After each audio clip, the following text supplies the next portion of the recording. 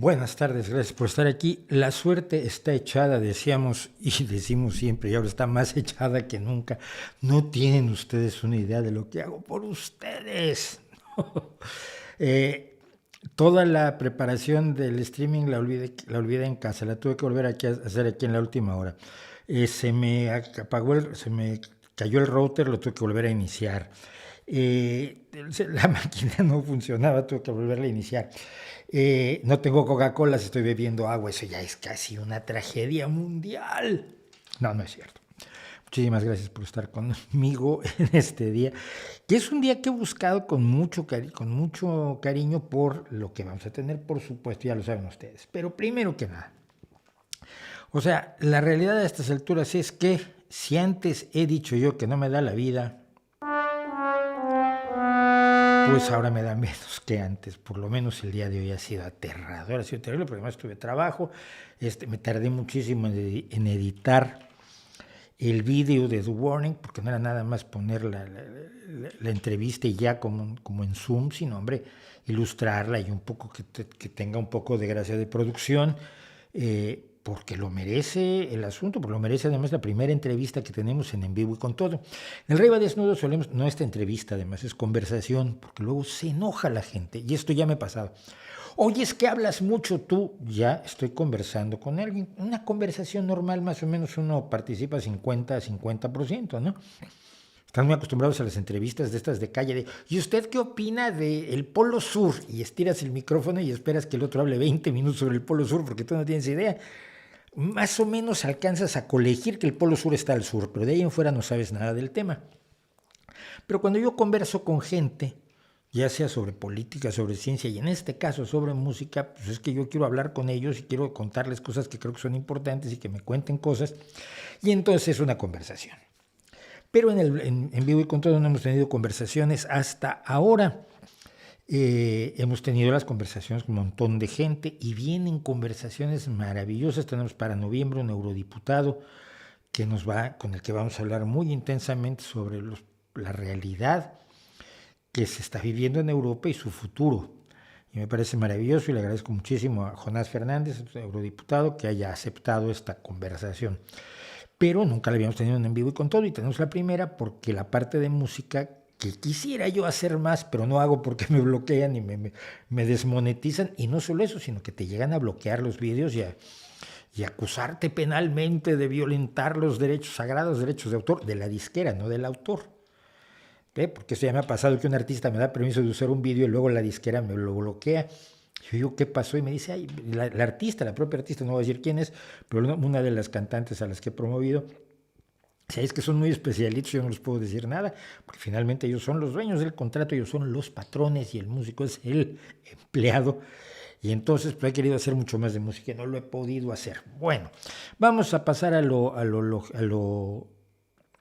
anuncios que son inevitables. Primero, síganme a ver si me alcanzan. Estoy en Twitter en @el nocturno, en Instagram en m-el nocturno, la web que se llama mauricioschwarz.com, que ya la empiecen a visitar porque vamos a empezar a poner las entradas de blog antiguas de las que luego hablamos aquí, van a estar en la página y las vamos a empezar a relacionar con la página, y así a ver si logramos que nos visiten un poco más en mi página, que yo estoy muy triste. Se hizo un esfuerzo enorme por hacer la nueva página y no la visitan ni las moscas.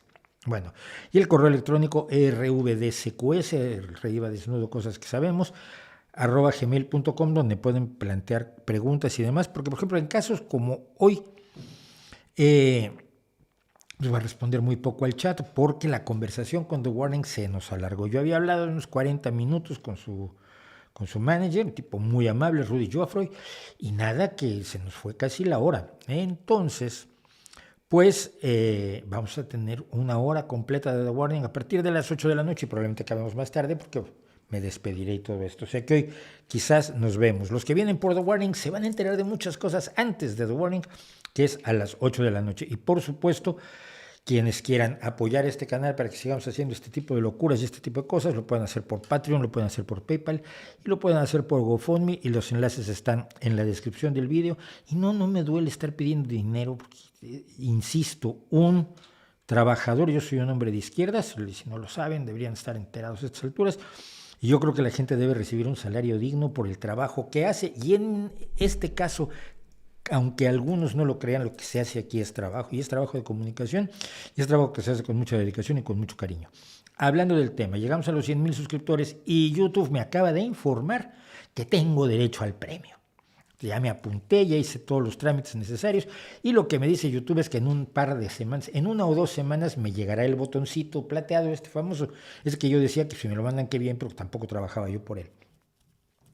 Pero cuando te dan un premio da gusto. Entonces, yo digo que serán 2 o 3 semanas, porque no le creo a YouTube que me lo manden 1 o 2 semanas, pero en 2 o 3 semanas tendremos aquí el tremendo unboxing del botón que pondremos ahí en la nueva estantería donde estamos poniendo ahora cosas como mis libros, a ver si los promuevo un poco. Pues soy muy malo vendiendo mis cosas, por eso he usado agencias toda mi vida, agencias literarias, agencias de traducción, agencias de música, porque soy muy malo vendiendo. Compren mi libro, no me sale por alguna extraña causa. Bueno, en fin, entonces con todo esto por delante, lo de hoy es especialmente importante, la conversación que tuve apenas anoche a las 8:30, 9:30 de la noche, hora mía, 1:30, 2:30 de la tarde, hora de Monterrey, porque las chicas estaban, por supuesto, en su casa en Monterrey, y que es la banda rock que más me ha emocionado desde que en 2011 escuché Thick as Thieves de Larkin Poe.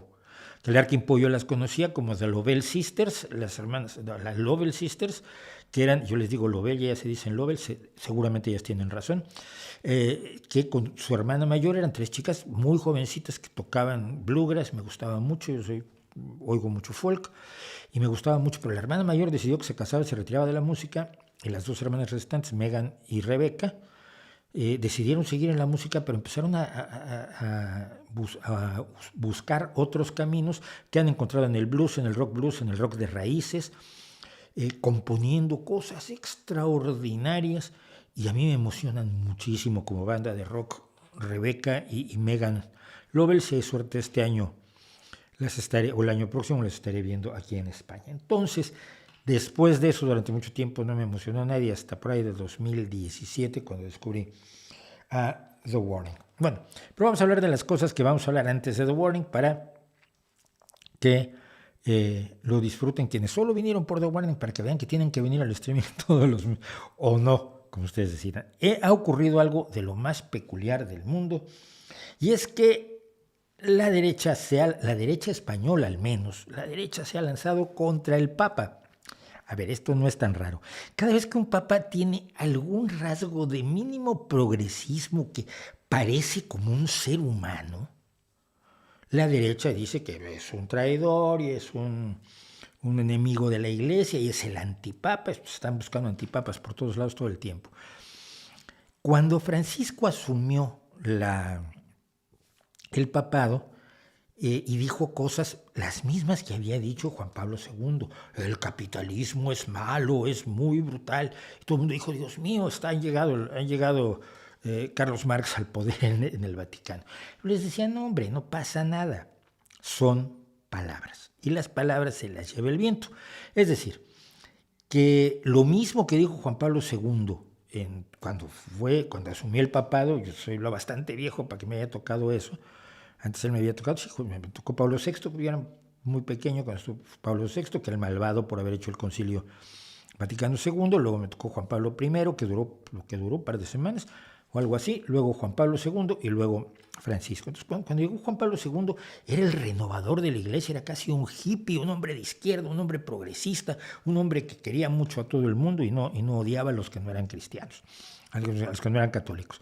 Y obviamente al paso de unos años se dio cuenta uno de que no era un conservador, que simple y sencillamente había hecho un buen trabajo de relaciones públicas. Francisco hizo exactamente lo mismo. Luego, los ateos pueden ir al cielo, pues si no creemos en el cielo, no tenemos muchas ganas de ir al cielo, la verdad, no es algo que te plantees entre tus metas vitales, pero sonaba muy progresista Francisco, y entonces la gente, sobre todo la gente que no es católica, se emocionaba muchísimo. En Estados Unidos salían unas portadas enormes sobre Francisco diciendo que era el papa renovador, revolucionario, lo que tú quieras y mandes. Y no, es un conservador como todos, y lo demuestra una sola cosa. Todos los curas pederastas que están refugiados en el Vaticano tienen inmunidad absoluta y no entrega a uno solo de ellos a la policía. Obviamente puede uno decir que está sometido a enormes presiones por parte de los poderes dentro de la curia del Vaticano y por eso no lo hace. Da igual, no lo hace. Es decir, actúa como un conservador y si piensa de otro modo, mira, da exactamente igual. Cuando tú actúas de cierta manera, eso es lo que te define y no te define lo que dices que piensas, porque en eso se puede engañar muchísimo. Entonces, el escándalo comenzó con esto. El Papa mandó a Monseñor Rogelio Cabrera López, presidente de la Conferencia del Episcopado, es decir, no al presidente de México, no al pueblo de México, nada por el estilo, una carta sobre los 200 años de la Declaración de Independencia de México que ocurrió el 16 de septiembre pasado. Y entonces los manda a saludar, celebrar la independencia es afirmar la libertad y la libertad es un don. Ya se dieron cuenta, la libertad no es algo que el hombre tenga, es un don de Dios. La libertad es un don y una conquista permanente, bueno también, pero sobre todo es un don. No olviden, ustedes son libres gracias a Dios y no gracias a ninguna otra cosa y mucho menos a los pensadores, a los luchadores, a la gente que ha trabajado, a los que han organizado a la humanidad para que viva mejor. No, es un don. Y entonces pues, él se une alegremente a la celebración y dice, esta es la frase que los vuelve locos, para fortalecer las raíces es preciso hacer una relectura del pasado, teniendo en cuenta tanto las luces como las sombras que han forjado la historia del país. Esa mirada retrospectiva incluye necesariamente un proceso de purificación de la memoria, es decir, reconocer los errores cometidos en el pasado que han sido muy dolorosos.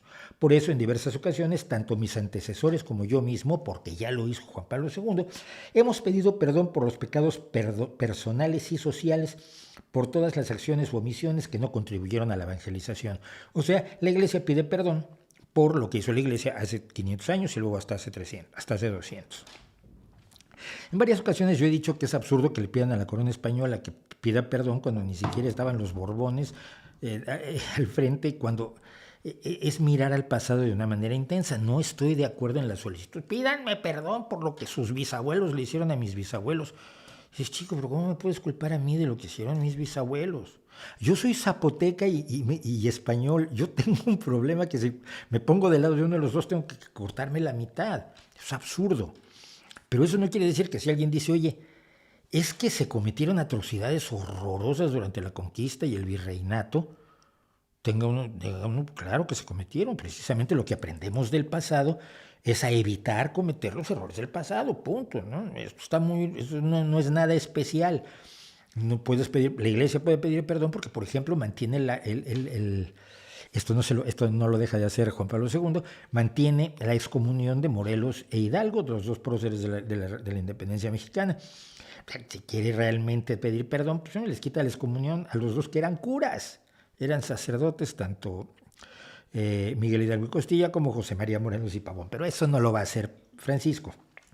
Bueno, pero la gente de Vox, los nazis de Vox, que alguien dice, ay, no son nazis, son populistas. Sí, el nazismo es una forma de populismo de derecha. El portavoz de Vox, Iván Espinosa de los Monteros, no entiende muy bien qué hace un papa de nacionalidad argentina disculpándose en nombre de los demás. Verás, es que el papa es el emperador de la Iglesia, es el emperador de todos los católicos. Entonces, en nombre tuyo, si eres católico, puede hacer lo que le dé la gana, porque además es infalible cuando habla en cuestiones de doctrina. Pero bueno, la presidenta de la Comunidad de Madrid, Isabel Díaz Ayuso, declaraba: me sorprende que un católico que habla español hable así a su vez de un legado como el nuestro, que fue llevar precisamente el español y a través de las misiones el catolicismo y por tanto la civilización y la libertad al continente americano. A ver, Isabel, te has pasado un montón. Ciertamente que la cultura europea más o menos llegó a América por la vía pero por la vía de la conquista, de la destrucción de las culturas de aquel entonces, por el asesinato de varios millones de personas, por la esclavitud de otros tantos millones, que cuando dejaron de ser esclavos, a alguien como Las Casas se le ocurre, no, pobres, los indios no deben ser esclavos, traigan negros, y empezaron a traer negros esclavos a América. El protector de los indios, pero que no no le van a hacer a Las Casas una estatua en el África Occidental, por supuesto. Entonces, el precio que se pagó por eso que no tiene nada que ver con el presente, pero que es un hecho histórico, no puedes ocultarlo diciendo, es que llegamos a ser muy civilizados, sí, y a violar, y a robar, y a matar, y pasó, pero les pasó a los españoles de hace 500 años, no te apuntes tú, Isabel, que no habías nacido. En fin, bueno, hay una especie de verruga ambulante con gafas que se llama Francisco Maruenda, es que director de un diario jocosamente llamado La Razón, que dijo que era un papa antiespañol. Y que chapotea en el barro de falso progresismo de esa izquierda sectaria y fanática iberoamericana tan querida por Podemos y los antisistema. Vamos, se pasaron como 25 pueblos, y luego vino lo siguiente. Se soltó el día 6 de octubre, el 16 de octubre pasado, no sea santo de que se soltó una serie de tweets sobre cómo debería ser el mundo ideal. No va a hacer nada para que el mundo ideal se produzca. Aclaremos esto, el Papa no va a hacer nada más que decir, debéis portaros mejor. Algunas cosas de las que dice que son divertidas, las tengo aquí porque allí no las alcanzo a leer, pero a los países poderosos pido que cesen las agresiones, bloqueos, sanciones unilaterales contra cualquier país en cualquier lugar de la Tierra. ¿Really? O sea que no hay que sancionar a China porque tiene campos de concentración de uigures. Los conflictos deben resolverse en instancias multilaterales como las Naciones Unidas. Sí, en teoría sí, Francisco, pero las Naciones Unidas tienen el problema de que los países poderosos pueden más que los demás países en las Naciones Unidas y que hay un equilibrio de poderes dentro de las Naciones Unidas que no permite que se realicen los ideales máximos de las Naciones Unidas. No quiero decir con esto que las Naciones Unidas no funcionen, pero no seas infantil, no seas ingenuo. Allí confluyen otros muchos problemas que hacen que las Naciones Unidas no sean todo lo buenas que podrían ser. Por ejemplo, a los medios de comunicación pido que terminen con la lógica de la posverdad, la desinformación, la difamación y la calumnia y esa fascinación enfermiza por el escándalo y lo sucio. Véselo a decir a Fox News, véselo a decir a la verruga humana, a Francisco Maruenda, a la gente que tiene los canales estos de la ultraderecha española de Vox que los ponen, se los borra YouTube y al día siguiente los vuelven a poner y todo el mundo los conoce. A los gigantes de la tecnología pido que dejen de explotar la fragilidad humana. Hijo mío, sí, todo eso lo podemos pedir todos, pero algunos luchan para eso y otros lo dicen desde su poltrona. Entonces, pero eso asustó muchísimo. Se puso la gente como loca, el Papa se ha vuelto loco, etc. Y luego lo último fue esto. Y esto desafortunadamente tengo que oírlo además. Un ingreso básico, el IBU, o salario universal, para que cada persona en este mundo pueda acceder a los más elementales bienes de la vida. A ver, sí. A ver, no sé si ¿se me está oyendo? Sí, perdón, es que, como les dije, hoy estamos manga por hombro. Sí, Francisco, pero no te inventes tú que te inventaste el ingreso básico, porque ya lo propusieron antes que tú, Thomas Paine, fue Thomas Paine, Bertrand Russell, un montón de gente a lo largo de la historia humana ha dicho que toda persona por el solo hecho de estar viva debería tener el derecho a los satisfactores mínimos. Quien mejor lo presenta es Bertrand Russell. Revísate, es un ateo muy famoso, el de ¿Por qué no soy cristiano? Y revísate, por ejemplo, Los caminos de la libertad, que es uno de los ensayos de Bertrand Russell, donde desarrolla el tema de esto que de pronto tú crees que estás inventando y que otros tontos creen que te estás inventando. Eso es lo peor. Es justo luchar por una distribución humana de estos recursos. Y es tarea de los gobiernos establecer esquemas fiscales y redistributivos para que la riqueza de una parte sea compartida con la equidad, sin que esto suponga un peso insoportable. Sí, la idea de una fiscalidad progresiva está inventada hace muchísimos años y tus amigos, Francisco, los chicos de Vox y los chicos del PP, los chicos que te defienden, los chicos del Opus Dei, se oponen a una fiscalidad progresiva, se oponen a que los que tienen más pongan más, pero tampoco lo inventaste tú. ¿Por qué te lo estás apuntando? Me extraña mucho, pero ahora vamos a lo mejor. Principalmente para la clase media. La reducción de la jornada laboral es otra. Me encanta el instante de titubeo de Paco. La reducción de la jornada laboral, ¿qué me escribieron aquí? Y luego descubre, no es porque el trabajador tenga derecho a que su productividad le permita un mayor tiempo de ocio, es para dejar espacio para los otros. No se trata de generar nuevos empleos, sino de partir a la mitad de los empleos actuales. Es otra posibilidad laboral, es otra posibilidad. Trabajar menos para que más gente tenga acceso al mercado laboral. Trabajar menos para que más gente tenga acceso al mercado laboral. No, mira, ese es precisamente una visión malthusiana que mucho idiota ha seguido a lo largo de la historia.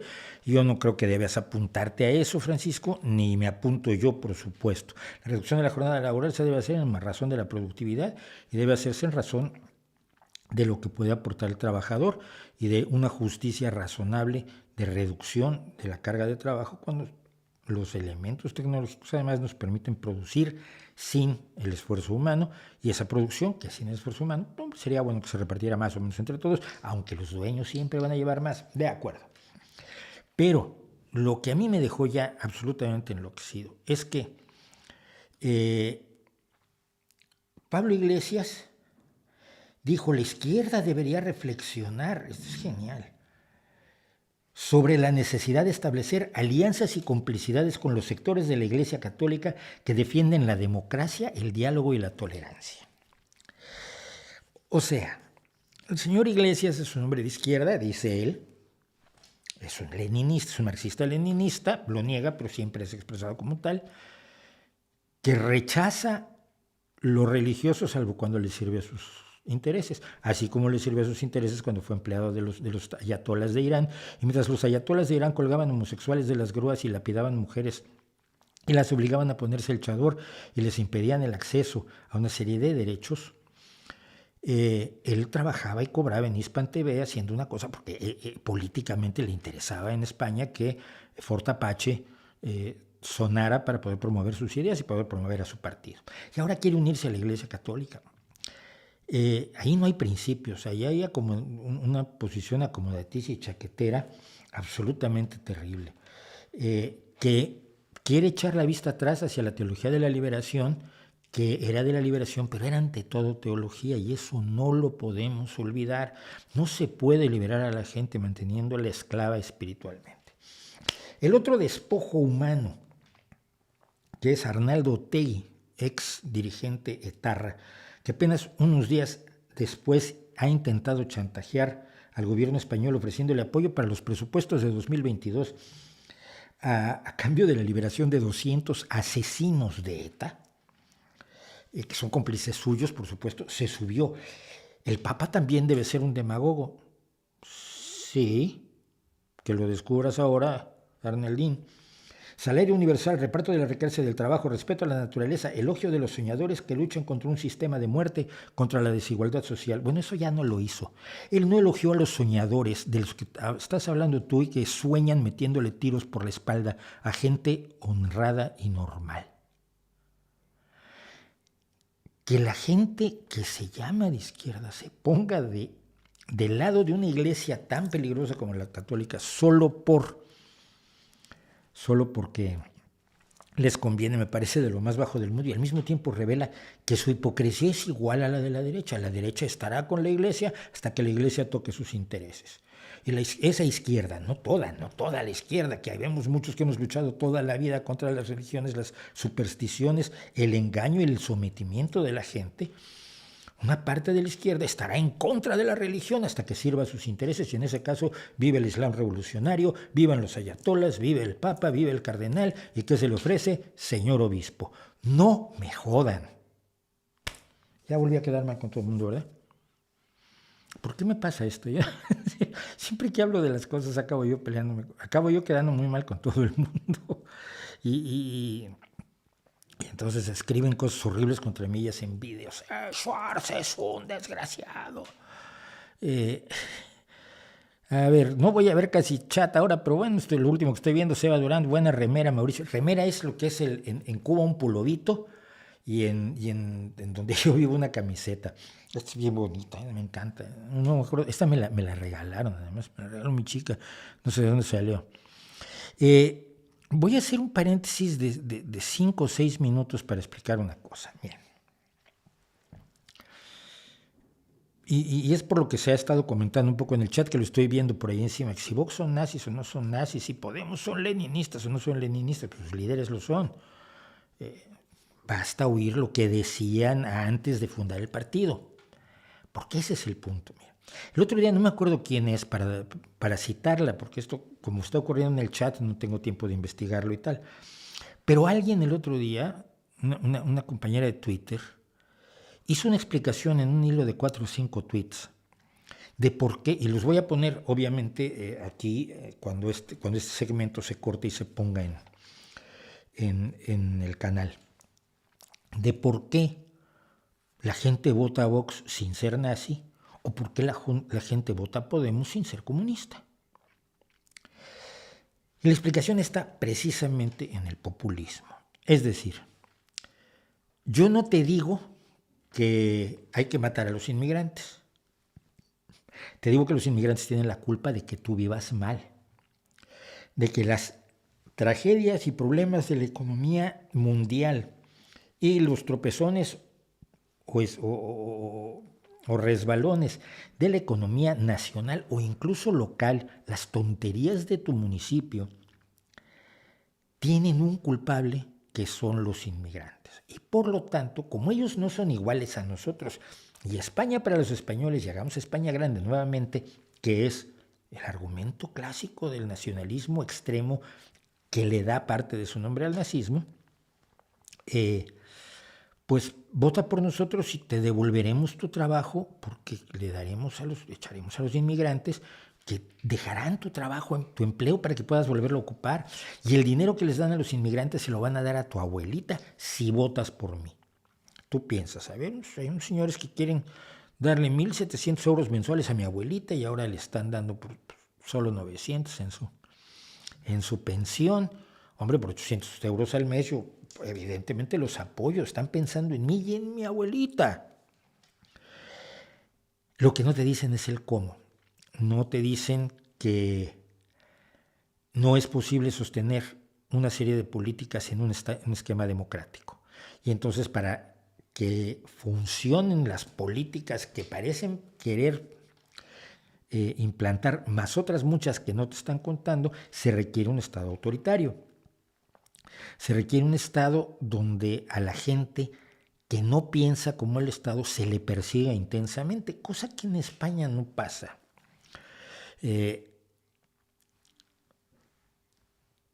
Yo no te voy a decir qué es lo que quiero hacer en el fondo, te voy a decir cosas que suenen bien para ti. Esa es la esencia del populismo, es la esencia del engaño que implica el populismo, que es demagogia. Expliqué ya alguna vez que populismo antes era otra cosa.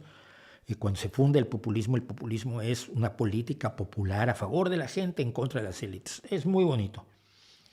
Pero de un tiempo para acá, populismo significa demagogia. Y lo significa incluso en los esquemas teóricos desarrollados por gente como Ernesto Laclau, que es el maestro e inspirador de Podemos, por lo menos de 4 de sus líderes originales: Íñigo Errejón, Juan Carlos Monedero, Carolina Vescanza, y Juan y Pablo Iglesias, que ya se fueron todos de Podemos, bueno, salvo Pablo, que sigue en Podemos, pero como militante de base, él ya no manda nada. No, de verdad, el Podemos tiene su esquema y él es un militante de base, nada más. Dale. Ustedes me creen eso, yo les quiero vender un puente. Podemos no te dice, mira, necesitamos establecer la expropiación de todas las empresas del IBEX 35 para estatizarlas y establecer la planificación centralizada de la economía. Porque si lo dice, nadie va a votar por ellos, porque luego las empresas son hasta la tienda que tiene Enriqueta en el pueblo. Entonces lo que dicen es, no, lo que tenemos que hacer es impedir que las empresas del IBEX 35 controlen el país y el gobierno. Ah, pues muy bien. Oye, pero has demostrado que lo controlan. Pero no sé si sabes que hay empresas que salen y entran del IBEX 35, a veces todos los días, Depende del valor de las empresas, que se crea un índice, porque el IBEX 35 no es un club de señores que se reúnen a tratar de hacerte la vida imposible, sino que es el índice de las 35 principales empresas que cotizan en la bolsa en España. y que es muy difícil además creer que las 35 tengan exactamente las mismas aspiraciones políticas e intereses, entre otras cosas porque compiten entre ellas. Primero demuéstrame que están controlando el país, porque si están controlando el país lo que tenemos que hacer es recuperar la democracia, es más democracia, no menos. No te lo van a decir, no te van a hablar de la dictadura del proletariado, como no te van a hablar de las razas puras en Vox. Como no te van a hablar de la inferioridad de las personas de piel de color oscuro. Como no te van a hablar de la necesidad de fortalecer la genética española, la pura españolidad y sobre todo, por supuesto, la capacidad de defensa de España. Hay muchas cosas que no te van a contar, pero te cuentan las otras que te emocionan. Cuando Lenin llega a la Unión Soviética, a Rusia, después de la Revolución de Febrero, cuando los mencheviques ya habían derrocado al zarismo, él llega prometiendo pan y paz, no planificación centralizada de la economía. Pan y paz suena muy bien, cualquiera que te prometa que vas a comer y que vas a estar en paz, hombre, sobre todo estando metido dentro de una guerra, habiendo pasado por una revolución, tenía una serie de enfrentamientos, etcétera, te va a sonar muy bien. Lo mismo hizo Hitler. Hitler no prometió campos de concentración, ni mucho menos campos de exterminio que aparecen hasta 1941-42.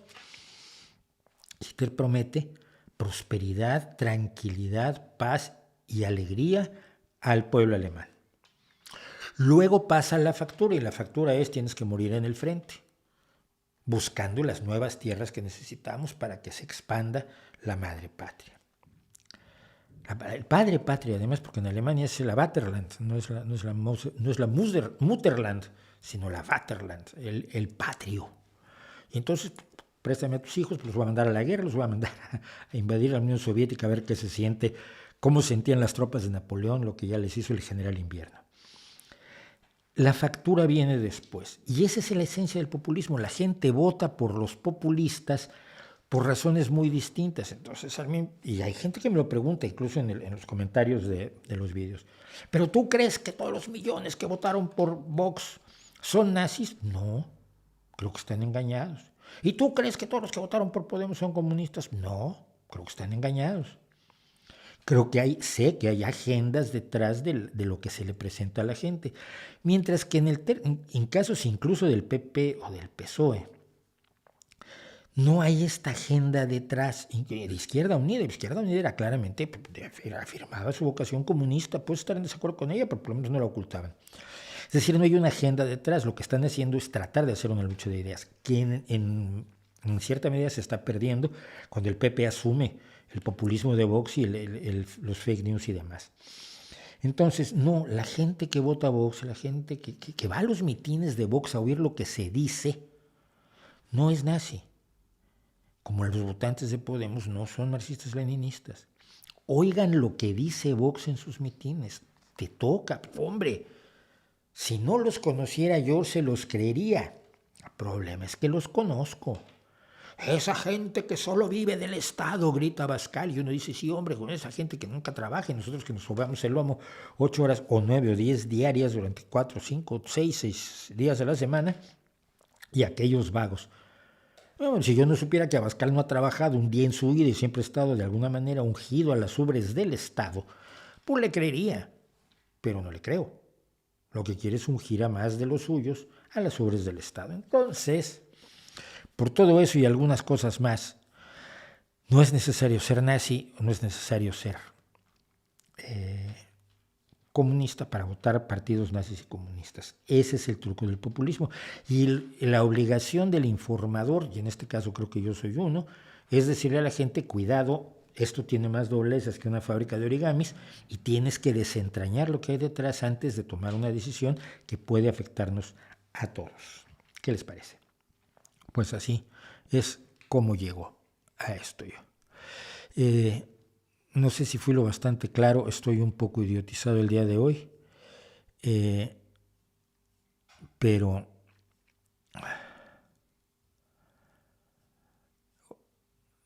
gracias por las felicitaciones. por los 100,000. Dicen que han fallado los medios en comunicar sobre los logros de la vacunación. No lo creo. Bueno, es que volvemos al problema que tenemos con el periodismo, y una de las razones por las que quiero hacer el curso de periodismo, estoy avanzando en él, pero lento, porque ya saben ustedes que no me da la vida.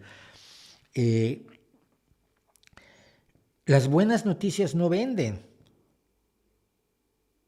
Las buenas noticias no venden.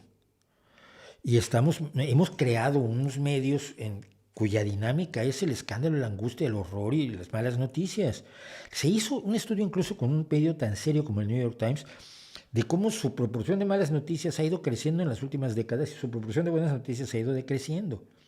Hay un lugar que se llama precisamente Buenas Noticias, donde nos enteramos de cosas buenas que están pasando. Si le está yendo muy bien de todas las comunidades, la que está mejor es Asturias, pues no te enteras.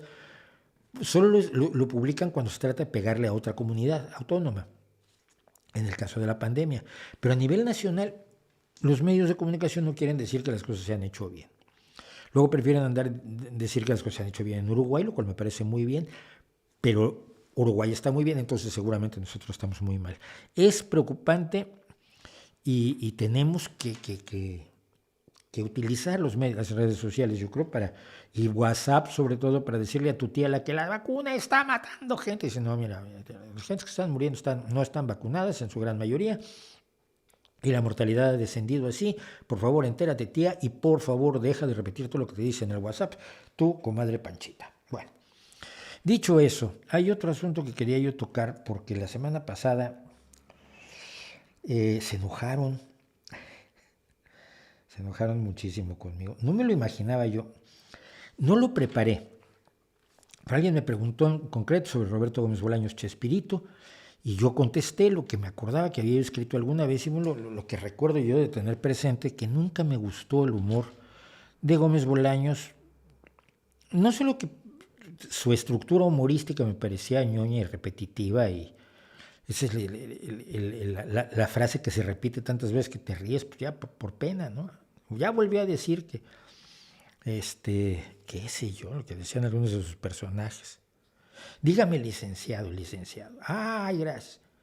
A ver, si me río, ya, por favor, no lo repitas 20 veces. Esta repetitividad no me gustaba, pero no me gustaba el personaje en sí, por la idea de reírse de un niño con hambre. No es un intento de denuncia del hambre. Es un intento de utilizar como objeto de mofa y befa un niño que muere que sueña con comida y que nunca tiene comida. Hombre, burlarse o hacer humor con el hambre para desentrañar o para desenmascarar a quienes provocan el hambre, a quienes ayudan a mantenerla, que me parece muy válido. Pero a lo mejor es válido reírse de los niños con hambre. No estoy diciendo que haya que cancelar a Chespirito, ni que haya que prohibirlo, ni mucho menos. Simplemente a mí no me gusta. Nunca me gustó, siempre me pareció que el personaje del Chavo del Ocho era deprimente. Y luego todos los demás, la gente se reía de ellos porque tenían ciertos defectos físicos.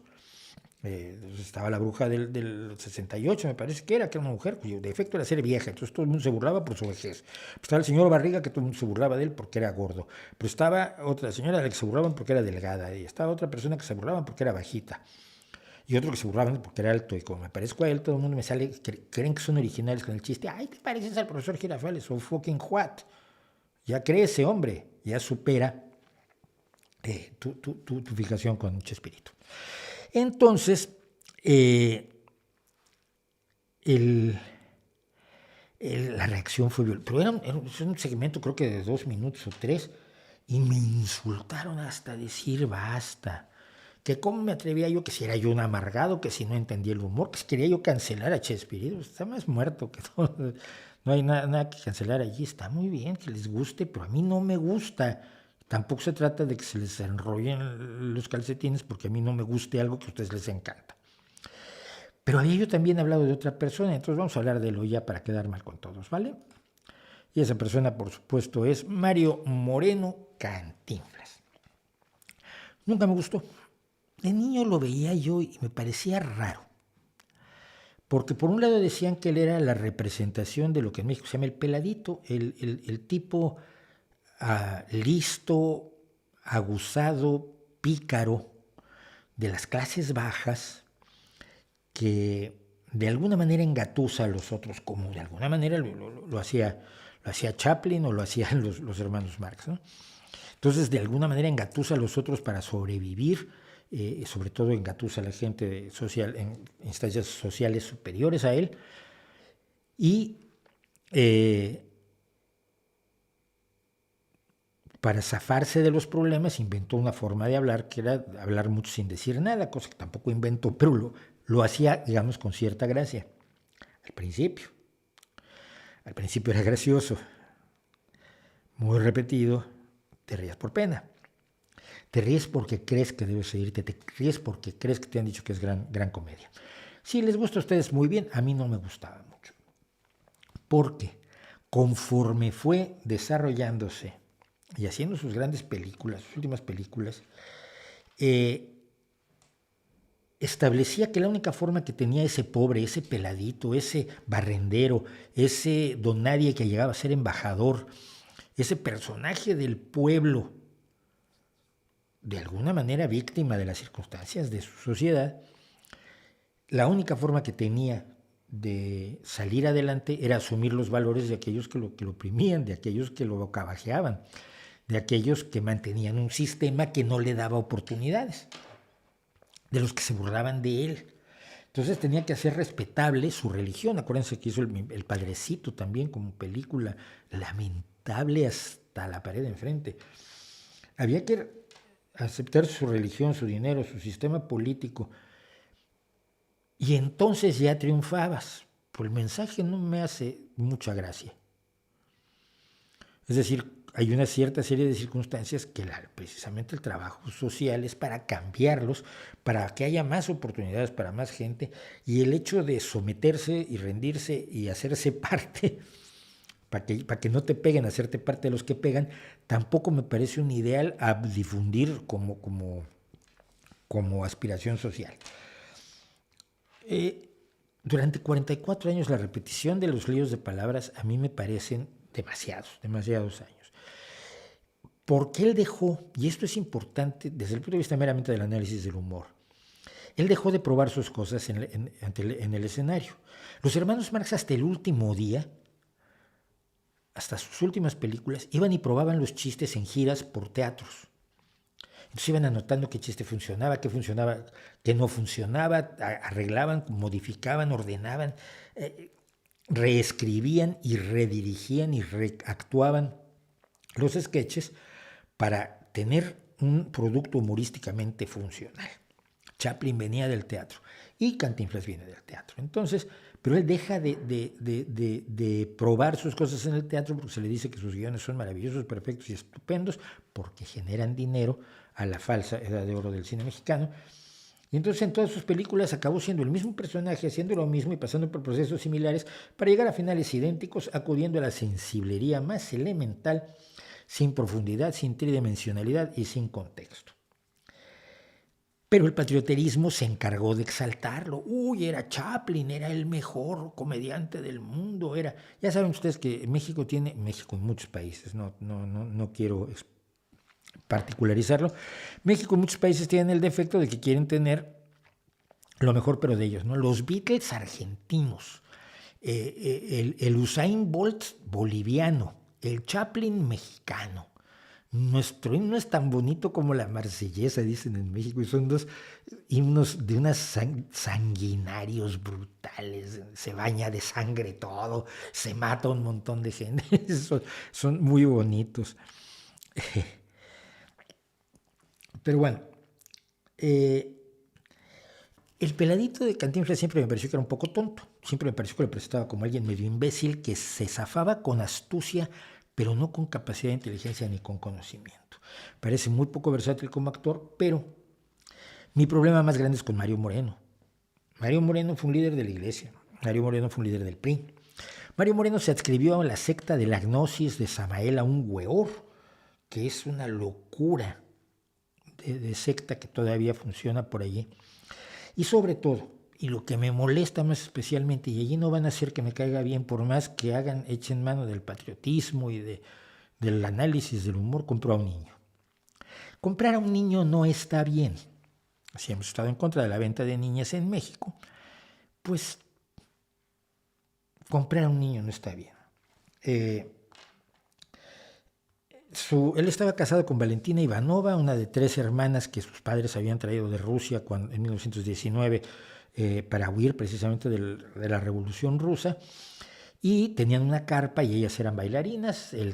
Cantinflas trabajaba en la carpa, se casó tuvo relaciones con Valentina Ivanova, se casó con ella, pero ella no podía, o él no podían tener hijos. Uno de los dos no podía tener hijos, o alguna circunstancia no permitía que tuvieran hijos, y entonces, en septiembre de 1960, llegó con un bebé Mario Moreno Cantinflas y le dijo a su mujer: toma, mira, acabo de comprar este bebé. Un recién nacido. Ese era hijo de una estadounidense llamada Marion Roberts, una chica de 21 años. Se dice que era hija de Cantinflas, se dice que el hijo era de Cantinflas, o que no lo era, que era de otra persona. Es el tipo de cosas que no se sabe. Lo que es un hecho es que a cambio del niño, a Marion Roberts, Mario Moreno Cantinflas le dio $10,000. Marion Roberts, de todos modos, no pudo soportar mucho la situación, se suicidó muy pronto, y Mario Moreno se quedó con el niño. Su mujer, desafortunadamente, también murió poco después, en 1966, cuando el niño tenía 6 años, y bueno, Mario Moreno crió a su hijo, que es su heredero plenipotenciario, etcétera, etcétera. Comprar a un niño, pagar dinero por un niño, no me parece correcto. No me parece correcto si eres un cristiano, si eres un católico, si eres un ateo que piensa, si eres una persona razonable, si eres... digo, no es una forma tampoco de hacer feliz a tu pareja, creo yo. Lo haga un hombre o una mujer. Mira lo que compré. Es que me parece tan increíblemente aterrador que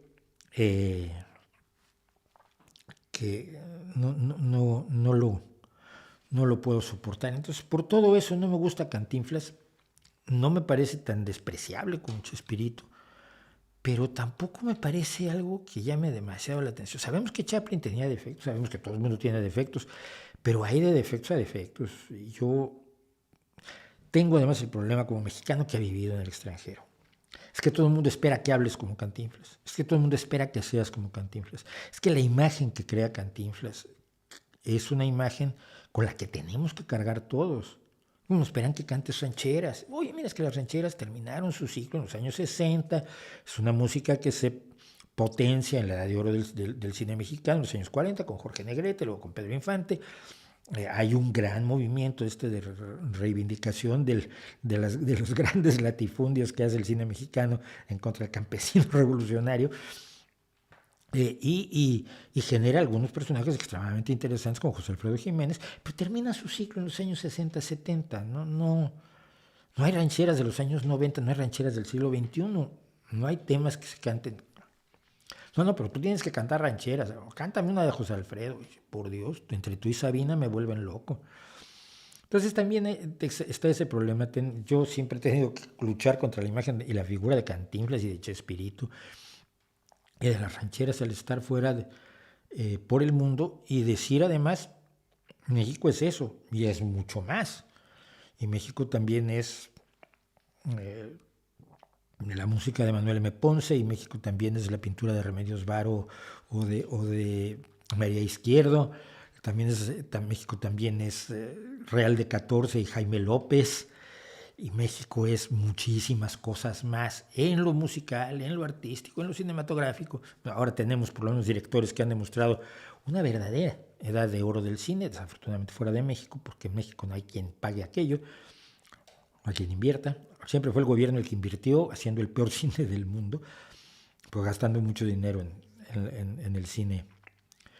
Pero uno lucha contra esos estereotipos cuando sale al mundo. Y esto les pasa a todos, a la gente de todos los países. Yo conozco gente de todos los países. Los japoneses tienen que luchar contra ciertos estereotipos, los chinos sufren contra estereotipos, los árabes. Todo mundo enfrenta estereotipos, pero pues a mí son estos y no me gustan. Me gustaría que la imagen del país del que provengo pues fuera más amplia, intensa y completa, ¿no? Es mucho pedir, pero no es solamente culpa, por supuesto, de Cantinflas y de Chespirito, es culpa de de que el pensamiento simplificador nos impide ver lo complejo. El otro día me decía alguien, ¿y cuál es la mayor mentira que se ha dicho sobre los europeos? Porque los europeos existen. ¿Cómo? Me dice, pues sí, los europeos no existen. Es decir, no hay una, salvo que viven en el continente europeo, pero no todos, y no todos los que viven en el continente europeo son europeos, no hay nada que una a todos los europeos. Se ha tratado de construir una unión política porque está llena de agujeros y que todavía necesita revisar muchas cosas. De eso hablaremos con Jonás Fernández en noviembre. Pero hablar de Europa como una unidad, hablar de África como si fuera un país, hablar de China como si no fuera una multiplicidad de regiones y etnicidades, que incluso el esfuerzo uniformizador de Mao Zedong no logró destruir.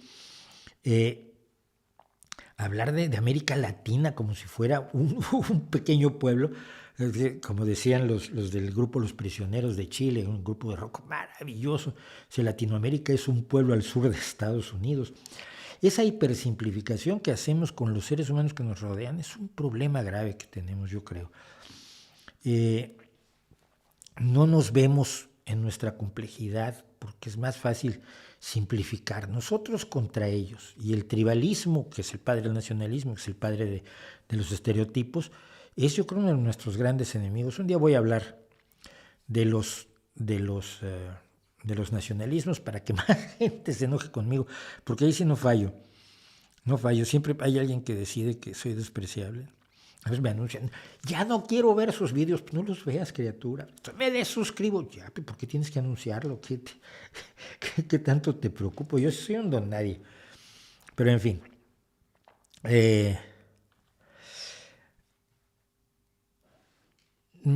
De Chabelo, ¿qué opina? Es que Chabelo no era un humorista, Chabelo es un actor infantil, un actor para niños, y creo que su trabajo lo hizo bastante bien desde que yo era pequeño.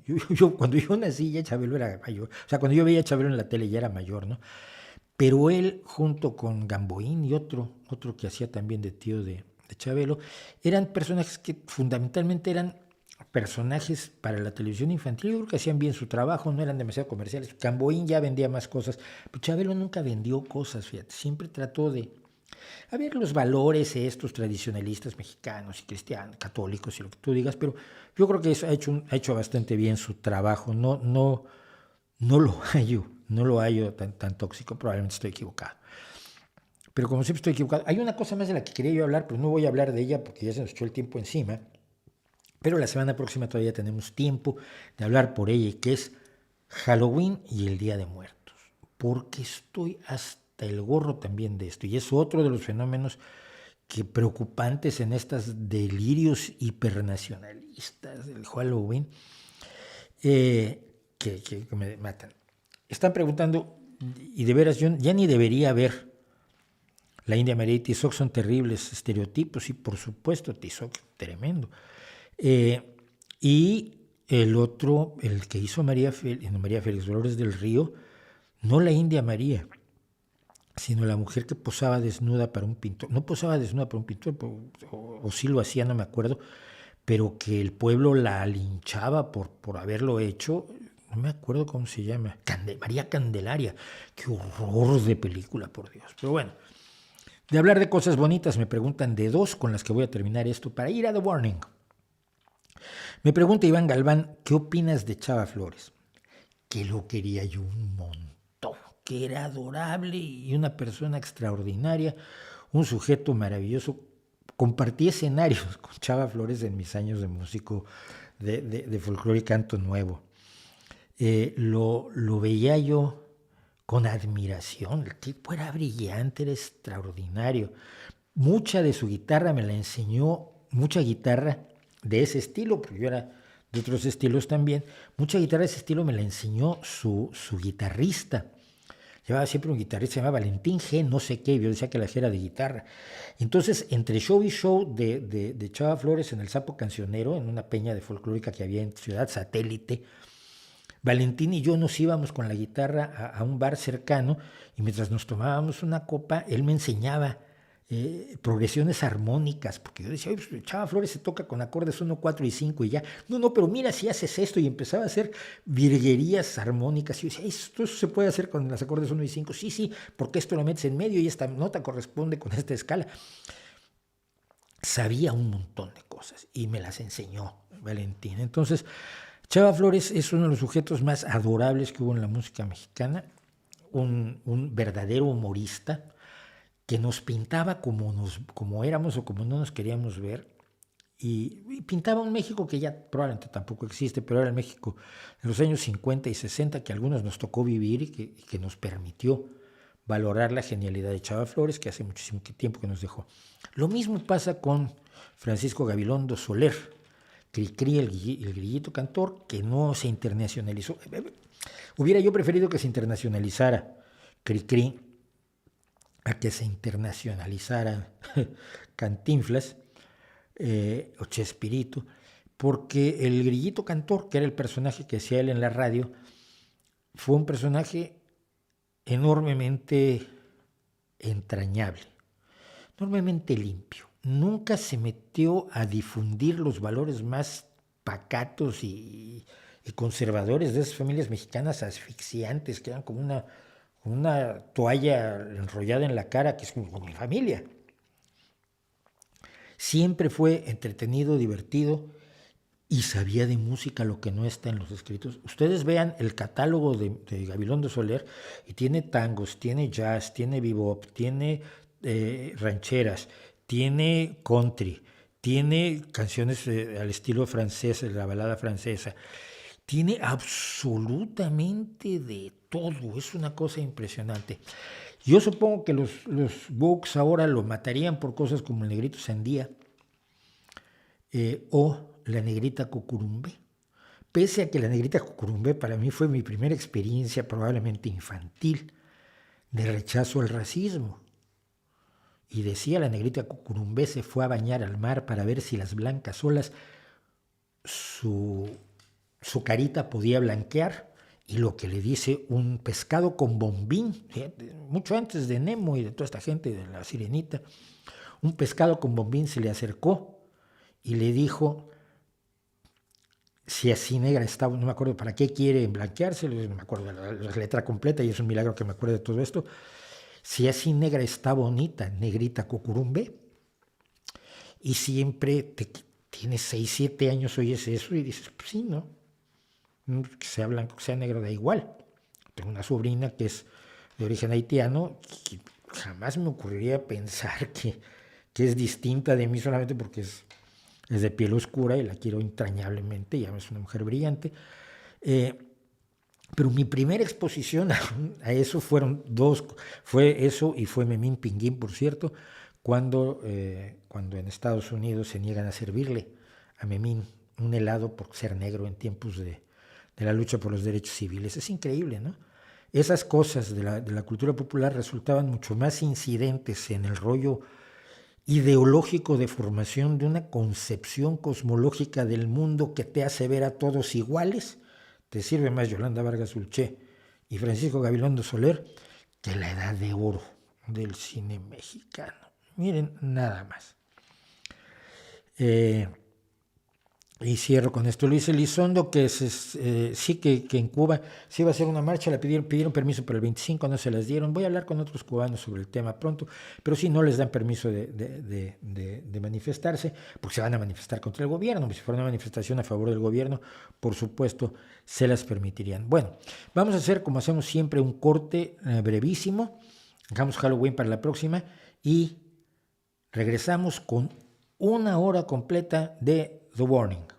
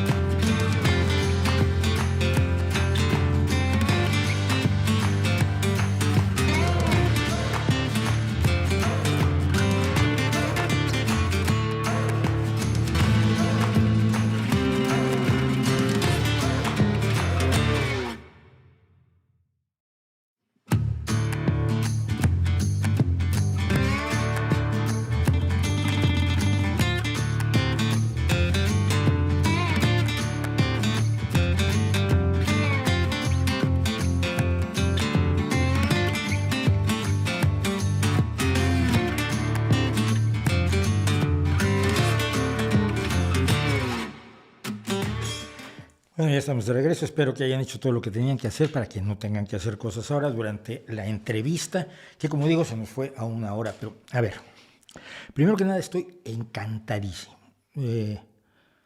No solo son excelentes personas las 3 chicas que componen The Warning, este power trio que nos ha devuelto la esperanza en el rock a muchos. El rock es como la socialdemocracia, lo dan por muerto de cuando en cuando y siempre resurge con más fuerza.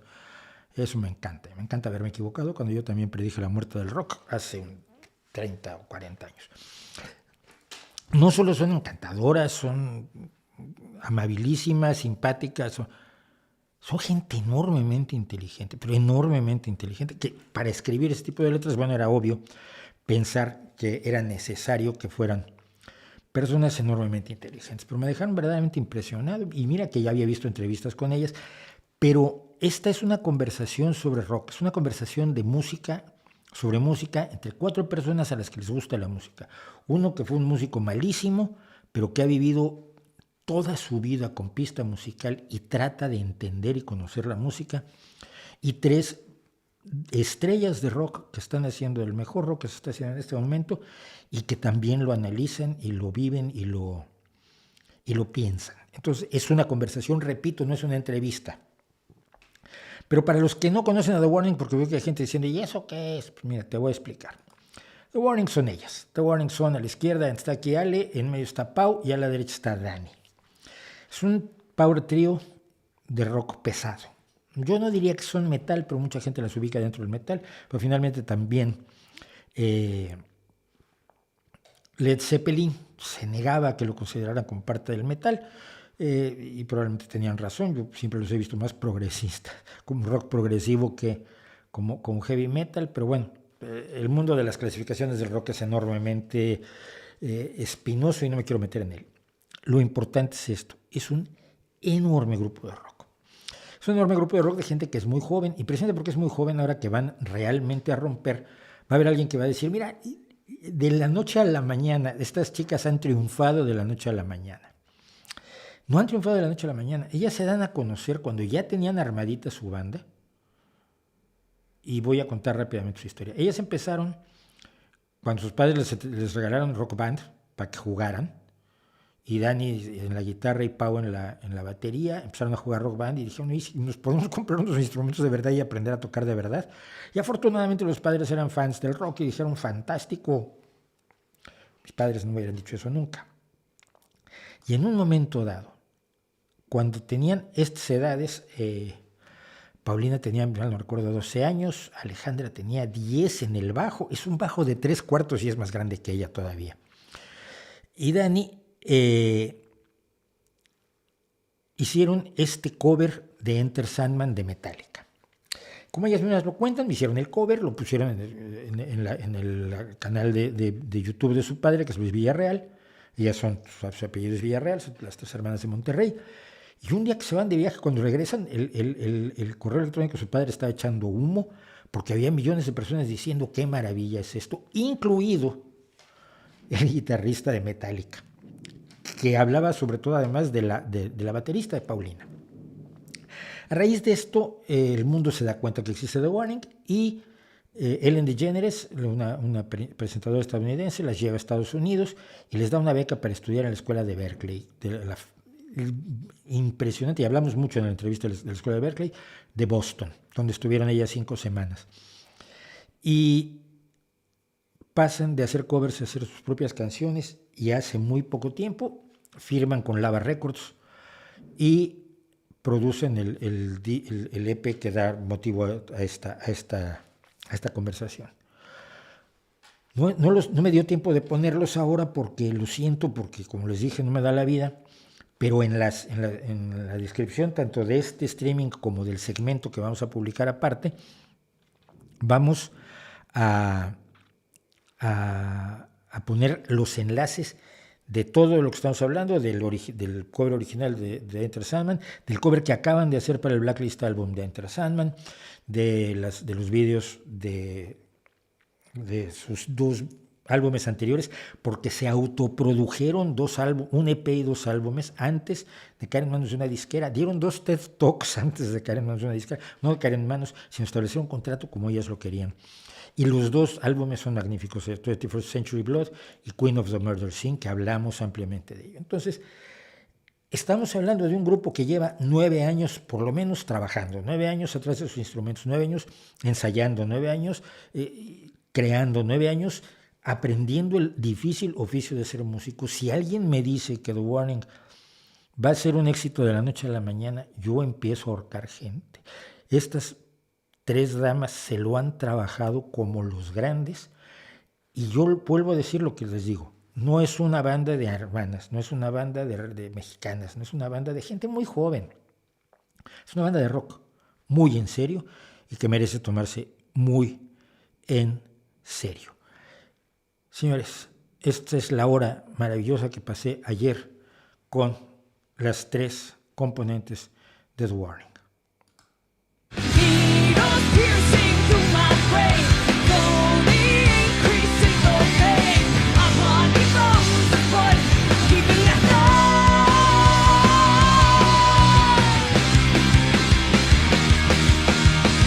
Como solemos decir por aquí, la suerte está echada en vivo y con todas las sesiones de streaming de Arriba Desnudo, y en esta ocasión estamos con Ale, con Dani y con Pau, las 3 integrantes del Power Trio The Warning. Las 3 cantan, las 3 son multiinstrumentalistas, pero sus roles principales son Ale en el bajo y coros, Dani guitarra, primera voz, y Pau batería y también primera voz y coros y lo que se vaya ofreciendo. Gracias por estar con el público del Arriba Desnudo, chicas, de verdad. No, hombre, un placer. Muchas gracias por invitarnos, estamos muy contentos de estar aquí.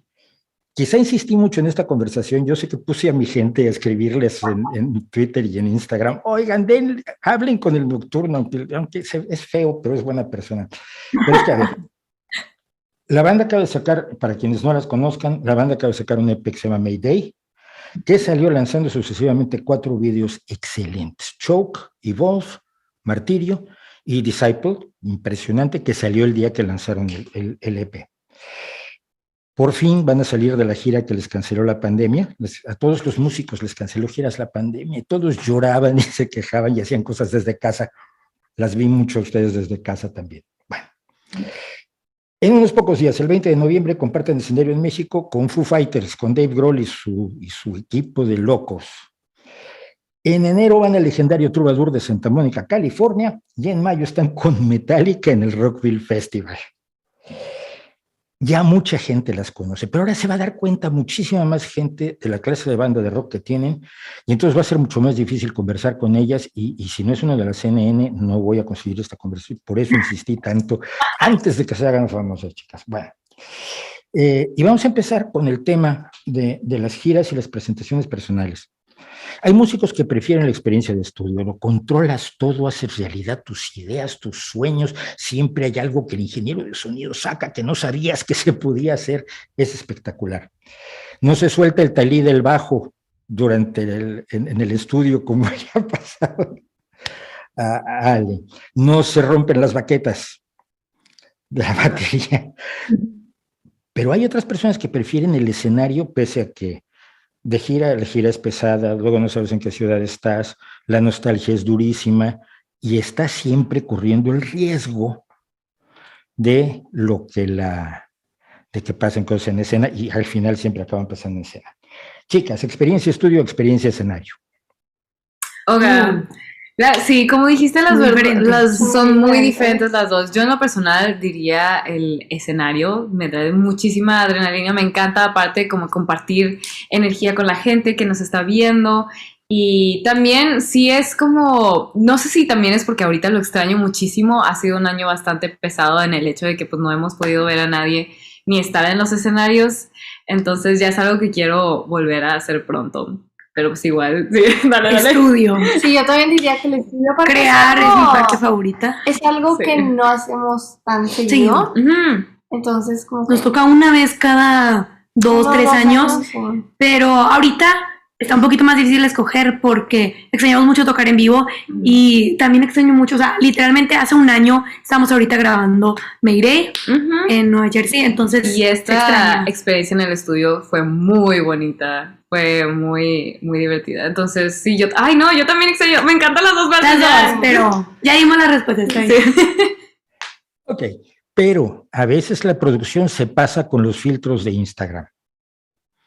A veces la producción crea un sonido falso. Yo no dudo que habrá alguna nota que hay que ajustar un poquito cuando grabas en el estudio, pero no son las reinas del autotune, son afinadas. Yo las oigo en vivo en su casa y son afinadas. ¿Cómo evitan que se pasen con los filtros de Instagram en el estudio? Bueno, realmente haciéndolo nosotras. Sí, realmente, nada más poniendo mucha atención que podamos dar el mejor performance, que nosotros podamos, o sea, eso fue algo que nos enfocamos mucho y David insistió muchísimo. No digo que se puede editar, o sea, esto que acabas de tocar se puede editar, pero vamos a tocarlo otra vez y vamos a tocarlo otra vez hasta que salga para que se sienta más, porque se siente más humano al final de cuentas. Son las cositas chiquitas que hacen la diferencia. Y también estamos enfocadas en no hacer todo perfecto, porque la música es pues hecha por nosotras y tocada por nosotras, y tampoco queremos que sea como todo tic, tic, tic. Sí, si queremos que todo estuviera bien, pues usa samples, me explico. Es correcto. Entonces, pero sí, también somos, perdóname, dale. muy exigentes con nosotras mismas, y sí volvíamos hasta que nos sintiéramos cómodas con lo que quedó grabado. Yo probablemente soy muy raro, pero yo amo las imperfecciones en la música. Yo amo el sonido del dedo arrastrándose en la guitarra acústica, amo el sonido de las teclas a veces en el saxofón o los llaves en la trompeta, lo que nos dice que hay seres humanos allá atrás. Ahora, era muy fácil comprarse un tecladista, un guitarrista rítmico, alguien que tocara un sax alto, pero, y esto lo decía en un tweet que estamos viendo ahora, su ingeniero de sonido estaba muy orgulloso de que todo lo que pasa en el disco, todo lo que pasa en el álbum, lo tocaron ustedes.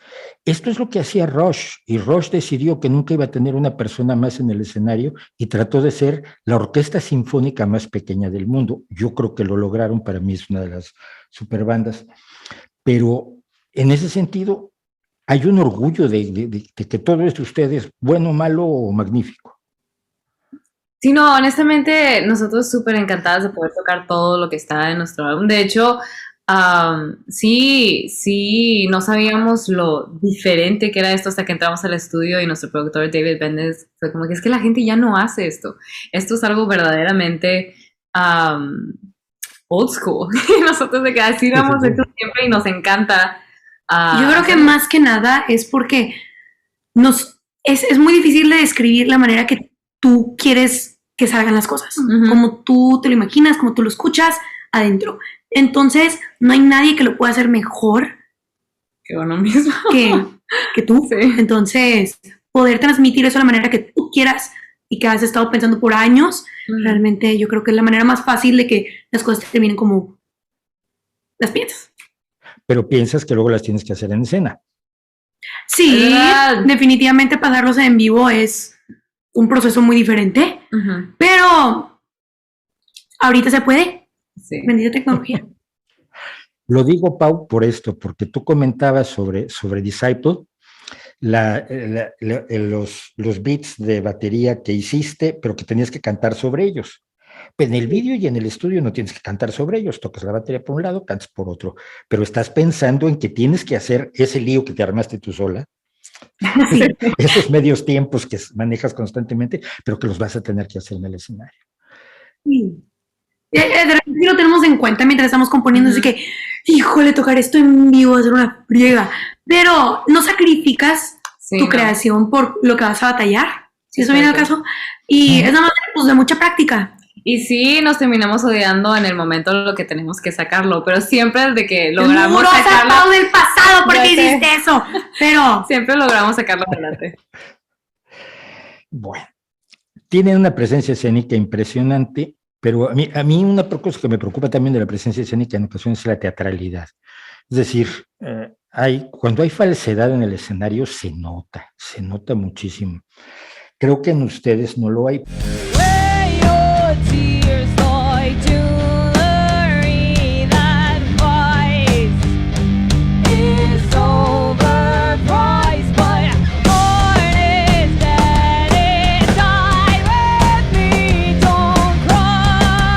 Pienso en presencias escénicas brutales. Mick Jagger, señor que llena el escenario más grande del mundo él solito, con los 44 kilos que está pesando.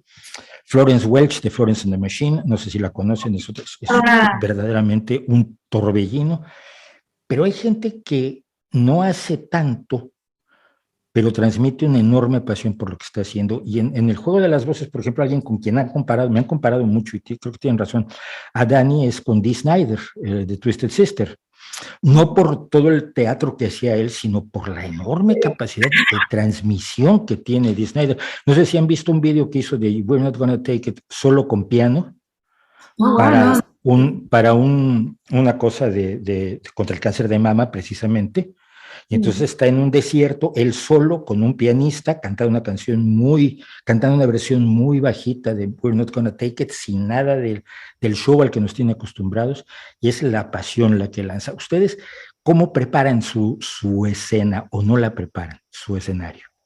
No, definitivamente ensayamos mucho, y yo creo que también hay hasta cierto punto donde puedes ensayar lo que vas a hacer o cómo vas a hacerlo. Tenemos un espejo en nuestro cuarto de ensayo para ver cómo nos está viendo la gente, ¿no? Y qué podríamos cambiar, mejorar, etcétera. Pero todas las cosas salen muy naturalmente. Es nada más ir viendo. Sí. Aparte también tienes que más o menos calcular el cansancio. Sí, y la cantidad de energía que vas a gastar. Eso es lo que más ensaya, pero yo creo que al momento que a veces todo eso se va a la fregada cuando estás tocando en vivo, porque traes tanta adrenalina y es tanta emoción que a veces... Es lo que iba a decir, que ya llegando al escenario todo eso se olvida y estás concentrado totalmente en el momento y nada más esperas que tu cuerpo se acuerde de cómo hacer todas esas cosas y también lo que llame el momento. Claro. La parte espontánea que es sin la cual yo no lo creo, ¿no? O sea, no me creo al artista en el escenario. Yo tengo un hijo de 12 años que estoy empezando a introducirlo en las maravillas del rock, porque claro, ya sabrán por dónde van, ¿no? Pero Omar les pregunta, porque le extraña esto, no se cansan, vas a hacer lo mismo un montón de veces, ensayas un montón de veces, te tiras los platos a la cabeza a veces en los ensayos. A ver, yo soy un pésimo músico, pero tuve mi banda y ensayábamos y a veces acababas tirándote las cosas encima. No te cansas, no dices en un momento dado, bueno, ya no, vamos a dedicarnos a otra cosa. Definitivamente. Claro que te cansas. Sí. Como con cualquier otra cosa, tipo, para unos es el colegio, tipo los estudios, para otra cosa, para otra gente ya es de que el trabajo, pero nosotros es igual. Hay aspectos que te gustan y no te gustan y cosas que a veces te dan flojera, especialmente cuando las haces por tanto tiempo y todos los días, pero sin la disciplina no se puede hacer lo que hacemos. Es correcto. Pero cae todo. Igual nos encanta, aunque sean de que diferentes shows, digo, la preparación dentro de un cuarto de ensayo sí es un poco más tediosa, pero a la hora de hacer el mismo show por diferentes partes cada vez siempre se disfruta de manera diferente dependiendo del lugar que estés, siempre es gente diferente, escenarios diferentes, energía diferente. Y que no puedes disfrutar si no le metiste todo ese tiempo a ensayo, porque si ya te despreocupas. Si no te tienes que estar concentrando demasiado en lo que estás tocando. Es correcto. Entonces es necesario, pero sí es tedioso a veces. La regla que se les ve a ustedes a lo largo de todos estos años es trabajo, talento y tenacidad, o sea, meterle tiempo a las cosas, porque el tiempo es el que te va enseñando dónde vas mal por mucho. Es más fácil no tener talento y más o menos ser un músico pasable, que no dedicar las horas que no se ven, y esto lo mencionabas tú, todo el trabajo que no se ve en el escenario o que no escucha la gente cuando escucha el álbum, pero que está allí y sin el cual probablemente no habría transmisión, no habría conexión, ¿no? Correcto. Bueno, vamos al proceso más raro. Ustedes empiezan con covers. No he contado la historia de ustedes, pero la voy a contar antes de esta entrevista para la gente que no las conoce, porque está muy contada. Posiblemente sí, pero de una cosa sí les quiero contar. Pero bueno, Dani me contaba algo de Disciple, de que la línea melódica del coro se le ocurrió a Pau en un supermercado en Canadá. Yo he estado en supermercados en Canadá y a mí no se me ocurren líneas melódicas. Quizás es porque estoy en el supermercado incorrecto. No he tenido esa experiencia, pero ¿cómo pasa The Warning de esa idea? Oye, se me ocurrió esto, a el concepto, la letra, toda la música que se acaba reuniendo en Disciple, por poner un ejemplo? Con Disciple fue un caso muy diferente, porque era una canción que yo tenía en el piano y tenía toda la melodía, la letra estaba diferente. Y en Canadá los versos, ¿no? Los coros los hicimos juntas, ¿de acuerdo? Pero fue antes de irnos a Canadá. Se lo trabajamos nosotras, los coros, pero lo demás ya lo tenía ahí. Y después en Canadá, lo que yo estaba haciendo todas las noches, yo batallé mucho en quedarme dormida, duermo súper mal, pero entonces cuando no me estoy pudiendo quedar dormida, me pongo a componer, que a veces no está tan padre porque después te quieres parar para grabar algo y no puedes, compartimos cuarto, pero bueno, eso es lo que yo hacía, era con Disciple, me empezaba a imaginar la instrumentación y lo que más o menos a dónde quería que se fuera la canción, y eso fue en donde le expliqué todo a Dani en el supermercado de que, hey, esto es lo que estaba planeando, dime qué onda. Entonces ya cuando llegamos, nos pusimos a trabajar en la instrumentación, en cambiar la letra para que quedara en el concepto. Me acuerdo que se me quedó pegado el en Canadá. Era lo que contabas. Varía muchísimo de canción a canción. A veces tienes toda la melodía, a veces tienes toda la letra, a veces tienes nada más instrumentación. O sea, y luego llegas a retos diferentes a la hora de poner la instrumentación porque tienes que encontrar la manera de coexistir con esa melodía que ya te gustó sin de que... sí. Yo tengo una maña de hacer melodías de versos muy ocupadas, o sea, que están pasando muchas cosas. Entonces en esta canción en específico estuvo súper difícil hacer los arreglos de guitarra para los versos y fue como... Porque teníamos un baseline bien ocupado, que era una línea de piano, o sea, el riff también era lo que tenía el piano. Entonces, ver cómo van cambiando esas cosas, después de escuchar ahora la versión completa, siempre es como que, ¿cómo empezó y cómo terminó? Qué cool.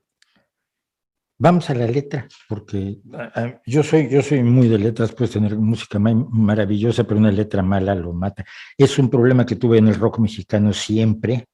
Tenemos los mejores instrumentistas del mundo, he oído gente espectacular, Salvador Martínez, por ejemplo, no sé si alguna vez lo ha oído Ale, que era el bajista de Love Army, por ejemplo, allá en la prehistoria, cuando yo tenía la edad de Ale, precisamente, pues 16 años, yo ya Love Army, veías a Salvador Martínez y decías, es absolutamente increíble lo que hace con un bajo.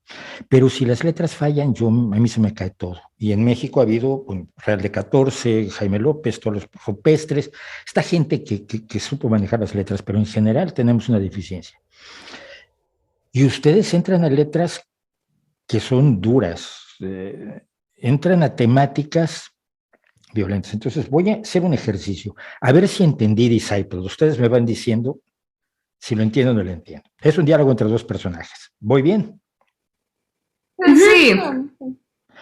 Dani es el dictador, el personaje dictador, el personaje gurú, el personaje controlador. Y Pau hace el personaje que está aprendiendo a ser como el líder. Es verdad. Depende de qué parte, pero sí. Sí. Para controlar esas masas de mascarilla que tienen allí, a quienes les están contando una historia de ustedes hagan la revolución, total, no pasa nada. ¿Voy bien? Sí. Pues qué heavy canción, chicas. No, es que es tremenda y el final es espectacular al meter que en el espacio de tu ignorancia, porque finalmente es de lo que se están aprovechando los dos personajes de la gente a la que tienen ahí. La letra me parece espectacular, la letra me parece durísima. ¿Por qué letras tan duras siempre? No hay maripositas, no hay princesas Disney, no hay amores de esos de correr por la playa. Es correcto. Bueno, nosotros realmente escribimos sobre las cosas que nos interesan sobre las cosas que nos nacen. Ese es un tema que nos interesa, algo que vemos todos los días. Yo en ese tiempo me puse a ver documentales y ese tipo de cosas, entonces me nació hablar sobre este tema que a mí me apasiona. Entonces yo creo que con todos nuestros temas es así. Con Queen of the Mercy, en es otro caso, era contar una novela. Venga. Entonces realmente depende mucho de lo que quieras sentarte a hacer, porque a veces no se te antoja hablar de tus experiencias, de tus sentimientos, a veces sí, pero al momento que yo, mínimo yo, no sé, como dijo Ale, pero yo al componer me gusta, o hablar de temas que a mí me gustan, hacer personajes y hablar sobre esos personajes y sus experiencias, o hablar sobre mis sentimientos, pero es mi manera de desahogarme. Sí, no me necesito desahogar de mis sentimientos positivos porque los puedo transmitir muy bien en mi día a día, pero mis emociones un poquito más pesadas, ahí es donde yo las puedo sacar saludablemente. Y también yo creo que el hecho de componer también viene mucho a lo que necesitemos nosotras no componemos necesitamos más canciones para el disco, tenemos que, lo hacemos definitivamente Pablo hace mucho más que haré yo. Pero sí, yo cuando me encuentro componiendo es una necesidad de expresar algo y lo hago en ese momento por mí mismo, y eso es algo que me gusta crecer y compartir con los demás. Queen of the Murder Scene era un concepto, era un álbum concepto oscurísimo.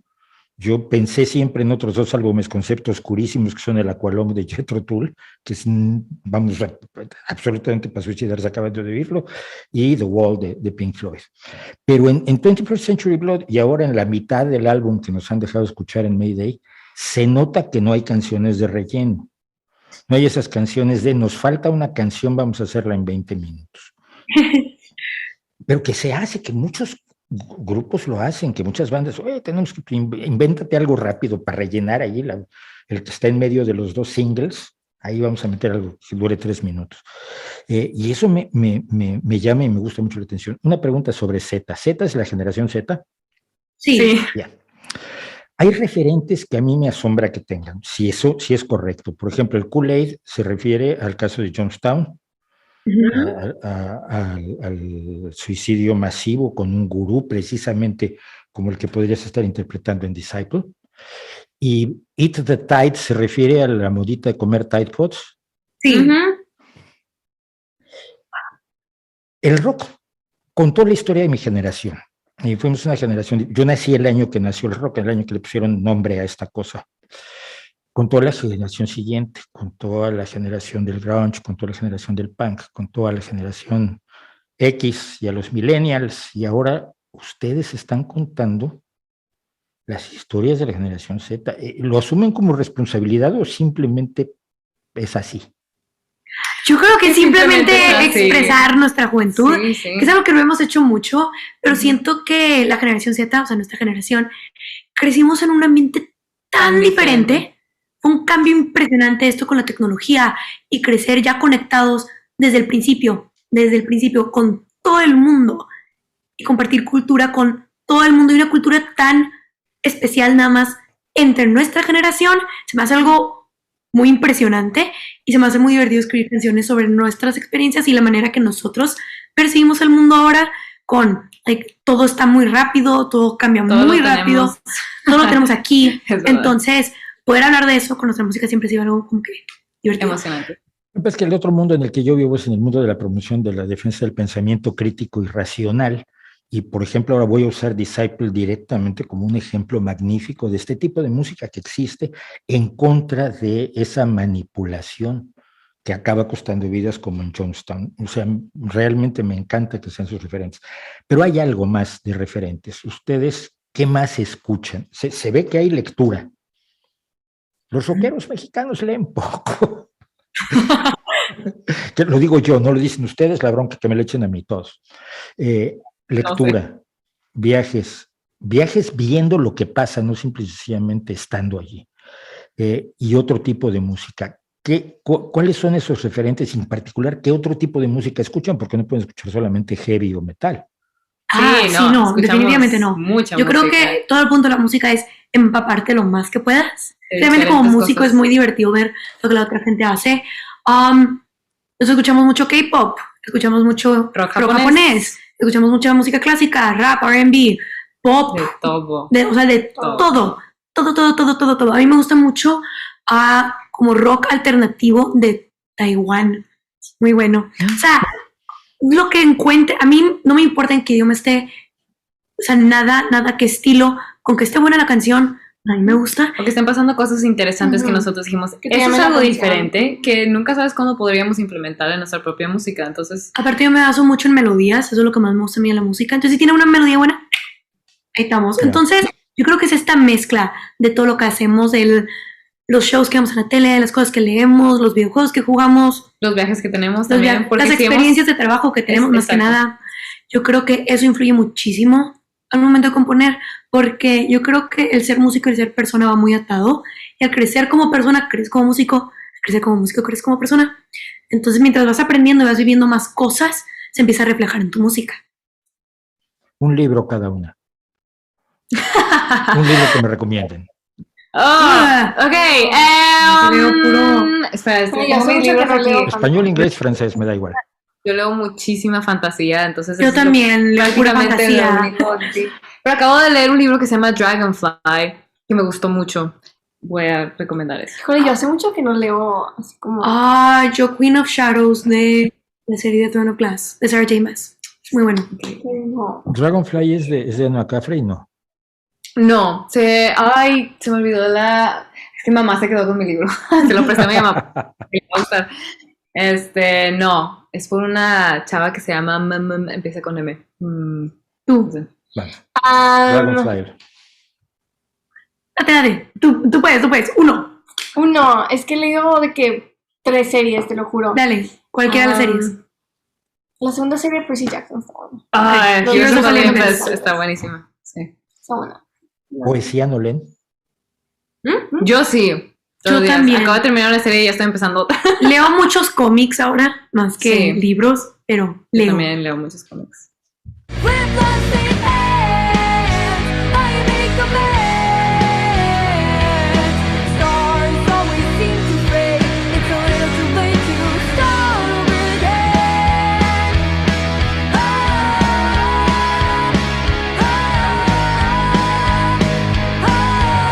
La letra siempre va relacionada con ciertas cuestiones técnicas del lenguaje, que es el metro, la rima, el ritmo mismo, ¿no? Yo estoy cansado de las canciones que dicen cuánto te quiero, mi amor, porque el acento de la música me pedía el acento en la A, porque no... Eso siempre está bien complicado. Sí, me causa un dolor de cabeza, especialmente al componer en español. Eso siempre es una friega. Dicen que es porque el inglés es pentasilábico y el español es octosilábico y nos meten más líos al hacer rock. Pero impresionante. Bueno, antes de ir más allá, de ir al nuevo disco, que me interesa mucho hablar de él, quiero hablar de Enter Sandman, parte 1, pero sobre todo parte 2. Yo vi el video de Enter Sandman cuando salió. Y yo ya no era un niño, yo ya tenía 2 hijas, un señor que vivía en Querétaro. Así que para mí es una canción constante en nuestras vidas. Cuando vi el arreglo que hicieron para el Blacklist Album, el primer paralelo en el que pensé es en All Along the Watchtower de Jimi Hendrix, no sé si la conocen. Okay. Lo que hizo Jimi Hendrix fue tomar una canción de Bob Dylan, buenísima como todas las de Bob Dylan, pero con las limitaciones que tiene Bob Dylan, ya las escribe encima, no puede hacer mucho más con ellas, y convertirla en propia. Y la gente... Tú ves All Along the Watchtower y muchos te dicen canción de Jimi Hendrix. Pues no, es canción de Bob Dylan, pero Jimi Hendrix la hizo propia, hizo probablemente la mejor versión del mundo porque no es un cover. Ya me pasó lo mismo con ustedes. En el arreglo, yo sé que mete en mano el productor, el ingeniero de sonido, alguien que esté de visita en el estudio, un amigo músico con el que hablaron, que se le ocurrió algo. Es decir, así se crean los arreglos. Pero la base del arreglo, ¿de dónde salió? Después habían hecho el Enter Sandman cuadradito cuando eran pequeñitas y ahora las llaman para hacer Enter Sandman para el Blacklist Album. Ok, si no, cuando recibimos la noticia, para empezar, estábamos súper emocionadas y también viendo cómo tomar este reto, porque igual si no era una canción solo que íbamos a hacer con nuestro sonido, sino también agregando a Alessia Cara. Y también... Obviamente, Enter Sandman siendo una canción tan icónica, manteniendo esa esencia pura de lo que es la canción de Metallica, Entonces sí, estábamos pensando cómo hacer esto, y sí fue algo también más difícil, porque como Enter Sandman es una canción de rock y nosotros somos una banda de rock, normalmente pues todos los otros artistas siendo de un género diferente o algo muy drástico a lo que es originalmente, pues es mucho más como fácil hacer algo diferente que no se escuche exactamente igual. Entonces nosotros estábamos de que cómo vamos a hacer esto sin cometer sacrilegio a la canción, y que como quiera sea reconocible como Enter Sandman y que tenga nuestro toque y el de Alessia Cara. Entonces ya era así como que wow. Entonces lo que nosotros hicimos fue, le hablamos a nuestro maestro Pablo González. Sí. Y fue que, hey Pablo, ¿nos quieres venir a ayudar tantito con esto? Porfa, porque tenemos que empezar y no tenemos tiempo, tenemos 10 días para hacer toda esta versión y ya nos tenemos que poner a trabajar. Entonces vino Pablo y nos pusimos a trabajar, especialmente en el principio. Sabíamos que queríamos empezar con el final de la canción original. Ajá. Queríamos empezar con eso. Es brillante eso. Es que es una otra vez, nosotras nos basamos en melodías. Eso es lo que a mí me encanta la música. Entonces, se me hace una muy buena melodía. Take my hand. Entonces fue que vamos a usar esa más, que no sé qué nada más al final. Entonces lo usamos bastante. Para el principio. Lo usamos para el principio. Y empezamos a hacer esta nueva versión del riff. Yo estaba en el piano, Pablo estaba en la guitarra, Ani estaba en otra guitarra. Estábamos los 4 ahí nada más tratando de hacer el principio, y ahí es donde salió el principio. El riff, que se escucha como Enter Sandman. O sea, no lo escuchas y dices Enter Sandman. Enter Sandman, pero no es el riff. No es. Ajá. Pero no es. Entonces de ahí nos empezamos a basar y sabíamos que queríamos una versión un poquito más laid back, en donde empezara a crecer. Ajá, y que empezara más quedito para que eso sea como el espacio de Alessia, que sea un poquito más ligero y su voz estuviera ahí y ella se sintiera cómoda para empezar a crecer junto con Alessia durante la canción. Entonces ese fue más o menos el plan. Sí. Y después de eso llegó nuestro productor Matt Squire de Estados Unidos, que pudo viajar de un día a otro. Le dijimos de que es nuestro productor, vámonos. Y empezamos a trabajar ya más en la estructura de la canción, y ahí fue donde decidimos de que pues vamos a cambiar todos los acordes. Decidimos no modular, cambiamos toda la estructura de los acordes, y básicamente la mentalidad fue: está bien difícil hacer una canción de rock a otra versión de rock. Entonces hay que hacer esta canción de rock pesado a pop, y esa canción de pop a rock. Esa fue la mentalidad. Entonces cambiamos todos los acordes, lo dejamos, no modulamos, cambiamos algunas melodías, agregamos algunas melodías. Y aparece entonces estamos de que no sé si estamos tomando muchos riesgos, pero se escucha bien, entonces adelante. Y arriba de eso pusimos una canción pesada.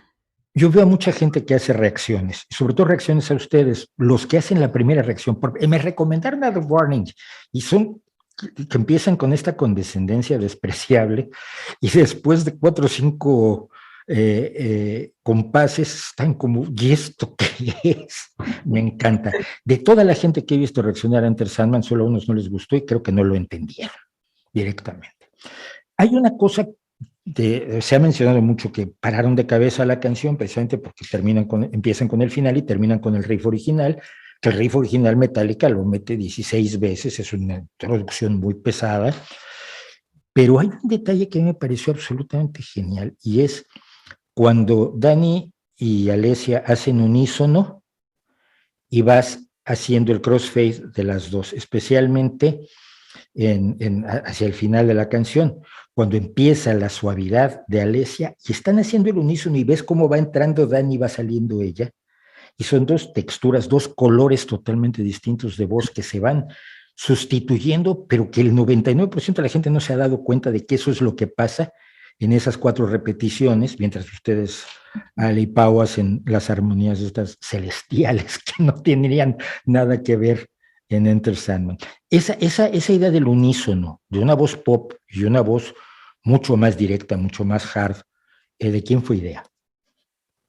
Pues siempre, de la colaboración siempre iba a pasar. Y honestamente sabíamos que Alessia iba a cantar mucho por la canción, y pues nosotras también. Entonces, de hecho, sí teníamos ese pendiente. No sabíamos cómo nuestras voces iban a comportarse juntas, y fue una muy grata sorpresa. Dani, su voz, o sea, casi no tiene graves. No tengo graves. Y Alessia tiene muchísimos graves. Entonces, al momento de poner las dos, como que... y bonito. Todo el concepto de nuestra versión de Enter Sandman fue que fuera Lullaby, una canción de cuna. Una canción una entonces, medio oscura. Ese puente era el momento donde realmente podíamos sacar esa idea y plantearla muy bien. Alesia agregó unas armonías impresionantes. Ella es la que, tipo, hay muchos layers de Hush Little Baby, está Hush Little Baby, Hush Little. Esa es toda Alesia. Nosotros hicimos los que están ahí atrás. Y todo eso junto se escuchaba. Es mi parte favorita. Sí, a mí también. Porque esa mezcla de todas nuestras voces realmente quedó impresionante.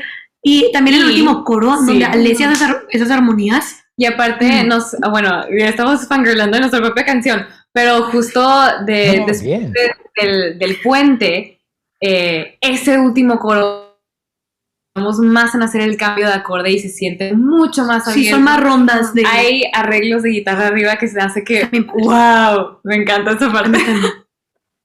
Yo he oído a bateristas, a guitarristas, a metalheads de estos que son muy exigentes porque se ponen eruditos, y a todo el mundo, te digo, salvo a dos, les ha enloquecido la canción por motivos distintos, además, en todos los casos. Vamos a una cosa. ¿Ustedes cuándo deciden dedicarse profesionalmente a la música? O sea, hacen una bandita, todos hicimos una bandita y empezamos a ensayar, pero el día, ¿qué día dijeron nos vamos a dedicar en serio a esto? ¿Desde el principio, a la mitad, después de la viralización de Enter Sandman, primera versión? ¿Cuándo?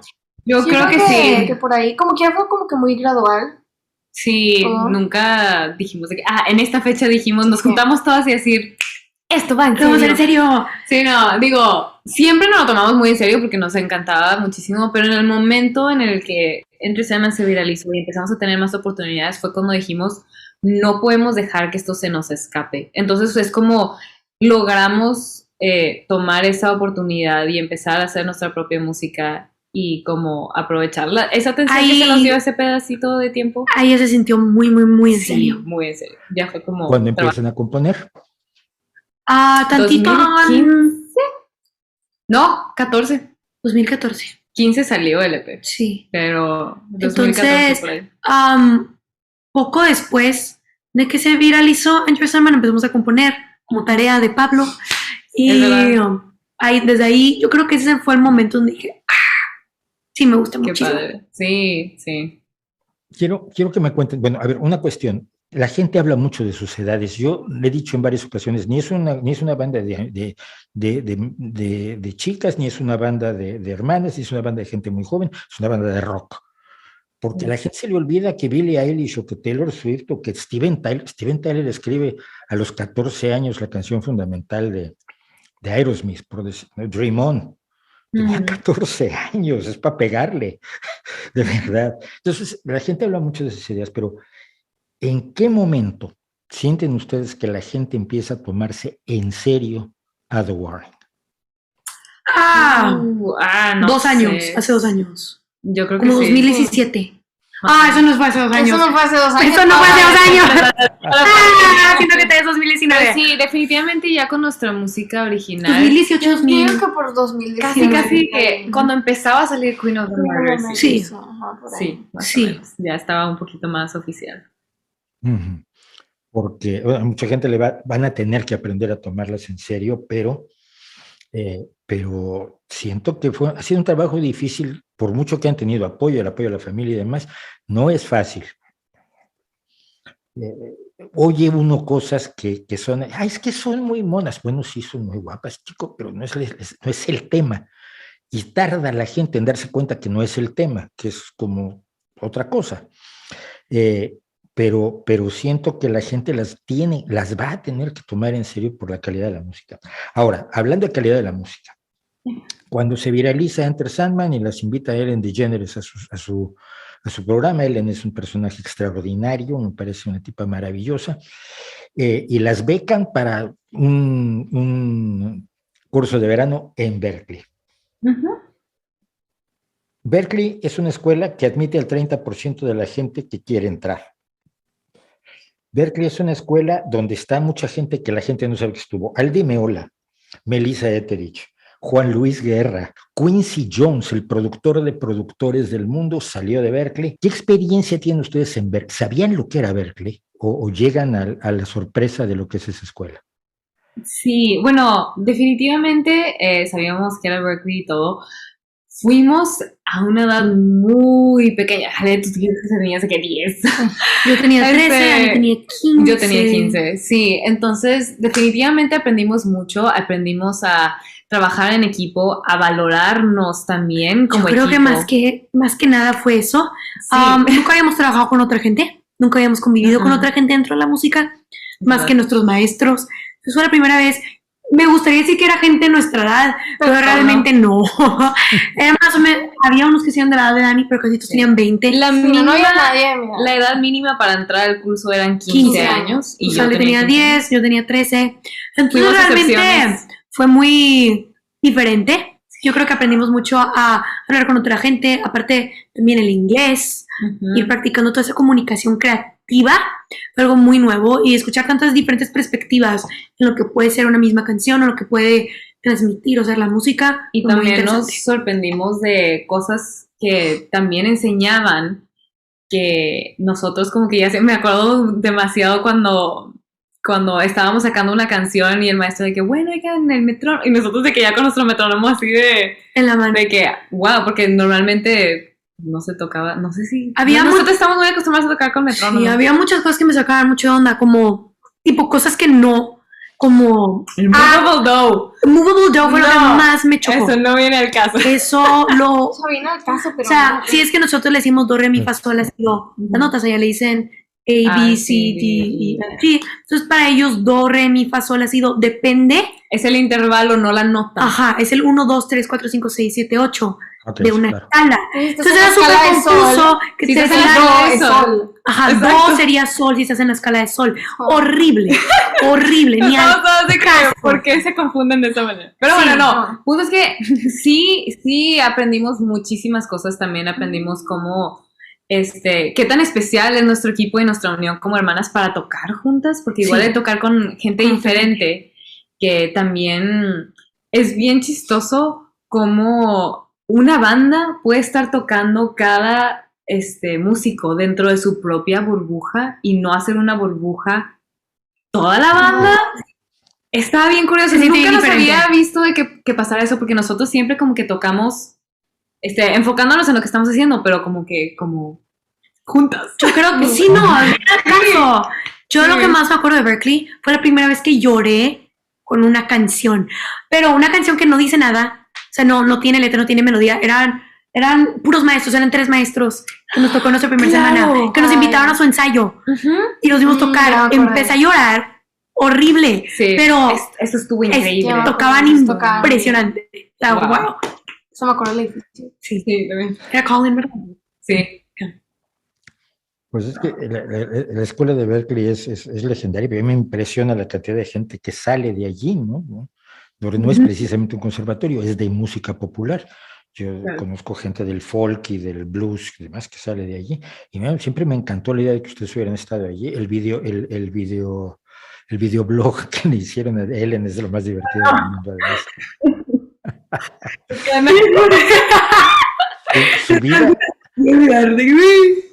Su vida está en YouTube, chicas. Pero, y aquí hay algo importante, ¿en qué medida tienen ustedes, cada una de ustedes o las 3 como banda, una doble vida? Si tienen amigos que no ven a Dani y dicen estrella de rock, que yo puedo verla y decir es una estrella de rock, o a Pau o a Ale, son estrellas, pero tienen amigos que no, que básicamente son como, que las ven como Ale, Dani, Pau y punto, ¿no? Y tienen su vida familiar y tienen todo el lado del rock, el lado oscuro del rock que no están viviendo, porque me parece a mí maravilloso y sanísimo. ¿Viven una doble o triple vida cada una de ustedes o las 3? Mira, depende de cómo lo veas y cómo lo pongas. No lo describiría así, porque en cada aspecto de nuestra vida, aunque sí es diferente, somos 100% somos las mismas nosotras, personas reaccionando a diferentes situaciones. Y pues una persona que va a la oficina no se comporta de la misma manera con la gente con la que trabaja, su jefe, que con sus amigos y sus hermanos y su familia. Entonces realmente depende mucho en dónde estemos, pero sí está un poco chistoso a veces, especialmente con amigos, porque nuestra familia está muy acostumbrada, hemos estado haciendo esto por muchísimo tiempo juntos, pero con nuestros amigos, cuando nos ven como trabajando, cuando hacemos los days, cuando hacemos stories, cuando tocamos en vivo y están ahí, se siente bien raro como esa conexión de estos dos mundos que a veces traes separado. Sí. Pero... Y aparte en el escenario es un cambio bastante drástico, porque aparte estás interpretando las canciones, estamos con toda la energía del rock and roll, entonces sí es como... Sí, está raro a veces mezclar de que Pau Villarreal como amiga y hermana a Pau Villarreal como baterista y músico. ¿Me explico? Pero a veces pasa y nada más está como curioso, pero llevamos haciendo esto por tanto tiempo que ya se vuelve mucho más fácil. Esto se me ocurrió porque la experiencia de ver grabar los coros de Disciple a un narval es algo que me va a costar trabajo de la cabeza. Luego vi todo el vídeo de... A ver, van ustedes a generar mucho interés, esto es evidente, y van ustedes a generar mucho dinero. Me remito a aquella primera plática de el TED Talk, el segundo TED Talk que dieron, donde cuentan cómo la gente las quiso cambiar y cómo ustedes se han resistido. Era muy fácil, a ver, tienes 3 chicas monas que hacen música. Yo conozco productores que pueden hacer un destrozo horrendo allí, ganar un montón de dinero, eso sí, pero hacer un genuino destrozo. Ahora están ustedes con una cosa muy seria, que es Lava Records, que pertenece a Republic, que pertenece a, no me acuerdo quién. Universal. A Universal, o sea, estamos hablando de las ligas mayores. Oí al presidente y director general de Lava Records hablar sobre ustedes y sobre su genuinidad. ¿Podrán cuidar eso que son, que es lo que ha hecho que seamos fans muchos y que para mí en particular son la banda que me ha hecho volver a creer, a entusiasmarme con el rock? ¿Pueden conservarlo? Definitivamente. Está nuestro contrato que está conservado, me explico. Correcto. Realmente nuestra visión creativa y la manera en la que nosotros nos expresamos y nos queremos seguir expresando por todo ese tiempo está protegido. O sea, nosotros peleamos muchísimo por tener este poder creativo y nuestro equipo realmente nos respeta muchísimo. Estamos muy felices de haber encontrado a Lava Records y de haber sido tan compatibles en ese aspecto, porque ellos también pudieron, aparte de ser un sello disquero, pudieron como que ver aparte del lado del artista. Del artista, exacto. Sí, fue como que respetar demasiado lo que ya vieron que definitivamente estaba funcionando, porque como conocimos a Jason Flom, que es el director de Lava Records, fue en uno de nuestros 2 shows que fue totalmente sold out en Nueva York. Entonces, como sí se sorprendió que de dónde salió esto. Entonces sí fue como que sí tuvimos una conversación y entre nuestros contratos de que por favor, lo único es que sí vamos a pelear por lo que nosotros queremos hacer y nuestra visión creativos. Y al final de cuentas estuvimos 7 meses negociando nuestro contrato y hemos tenido otras ofertas. No se los hicimos fácil. Entonces realmente nosotros hacemos esto para expresarnos y para compartir nuestra música y nuestra visión. Ahorita nada más firmamos este contrato con esta disquera, con este equipo que nos va a ayudar a impulsar nuestra misma visión creativa y nuestra misma expresión, pero ahora a un nivel mundial. Entenderán el miedo porque las historias de horror de grupos firmando con disqueras a lo largo de la historia del género y de los demás géneros, pero especialmente del rock, cuando alguien ve un gran negocio y el músico está viviendo en su pequeño mundo, tenemos historias de horror de gente que no murió sin un céntimo después de generarle millones a un montón de gente, y es parte pues del folclore del rock. Pero ¿cuánto tiempo entonces se están planteando ustedes hacer esto? Ay, pues lo más que se pueda. Sí, ojalá. Hasta nosotras puestísimas. Y yo creo que el goal es poder seguir compartiendo nuestra música, seguir haciéndola, seguir tocando en vivo. En el momento que nosotros digamos, tío, que me quiero tomar este año. Puede llegar a ese punto, tío, que me quiero tomar este año para además sentarnos a componer todo un año. hacer nada más que componer relajadamente. Y aparte, yo creo que una de las partes más especiales de la industria de la música es no solo la música en sí, pero las conexiones que puedes llegar a hacer. Yo tengo tan cercano a mi corazón con toda la gente con la que puedo hablar de música y todos nuestros colegas con los que hemos trabajado. Nuestros maestros, nuestro equipo. Es tan bonito tener esa conexión de lo que hacemos y el amor que le tenemos a lo que hacemos, que toda esa comunidad también es... Ojalá podamos hacer esto con toda esta gente por mucho tiempo. Como parte del equipo, yo no sé quién concibe los vídeos, si ustedes participan en las ideas de los vídeos, pero desde 21st Century Blood, desde que fue el primer vídeo de ustedes que yo vi, cuando en ese año declaré que uno de mis 20 álbumes favoritos era 21st Century Blood, los conceptos son nuevamente oscuros, pesados, pero con una realización, con una visión cinematográfica que me llama mucho la atención. Incluso en Choke y Evolve, que están ustedes solas a cuadro, sobre todo en Evolve están solas a cuadro todo el tiempo, pero hay un concepto cinematográfico, un concepto visual. ¿Ustedes influyen o tienen alguien que dice, tengo esta idea y ustedes dicen, genial? Un poco las dos. En algunos videos nosotros tenemos ideas más fuertes, tipo el martirio. Nosotros teníamos una idea muy fuerte de lo que queríamos que fuera. Pero también todo nuestro equipo, Rudy también participa mucho, y también con la gente con la que hemos estado trabajando, Gabo, que hizo Choke y Disciple, y con la gente que trabajamos para Martirio, Entre Sandman y Bob. O sea, realmente depende mucho con el equipo con el que estamos trabajando, pero es un flujo de ideas muy... Sí, entre las dos partes. Nosotros sí tenemos muchos que decir y ellos también tienen mucho que decir, porque igual nosotros del lado cinematográfico no sabemos mucho. Nosotros solo queremos que nos... Que se vea así. Sí. Pero han sido procesos muy lindos. Sí.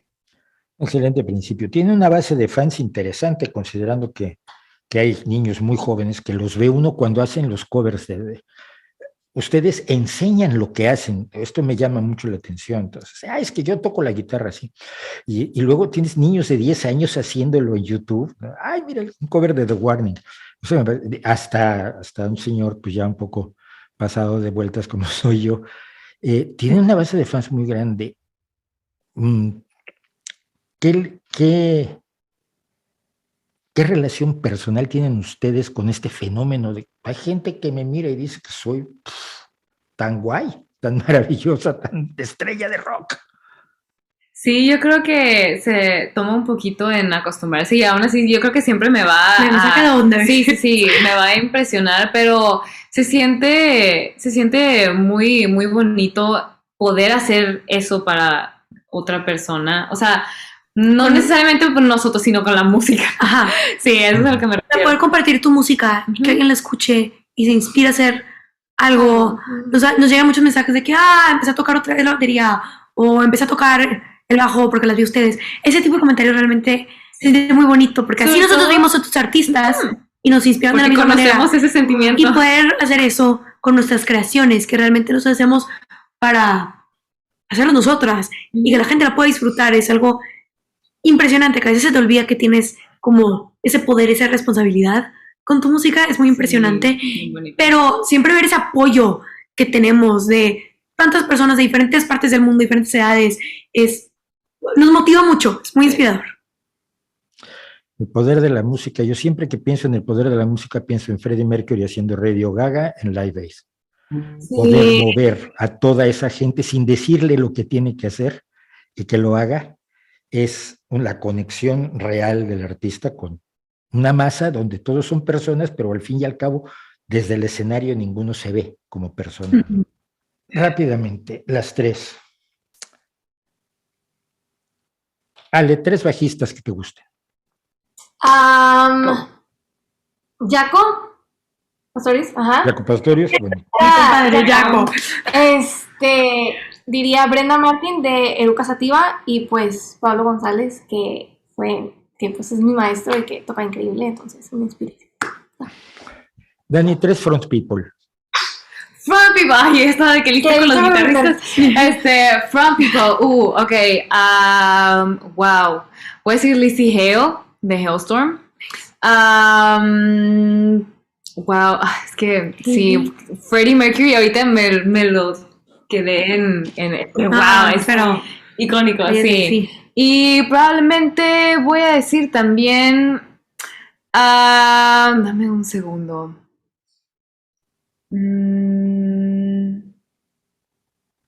Yo, no, yo apenas lo estoy trabajando, pero voy a decir Lula de Eruca Sativa. Okay.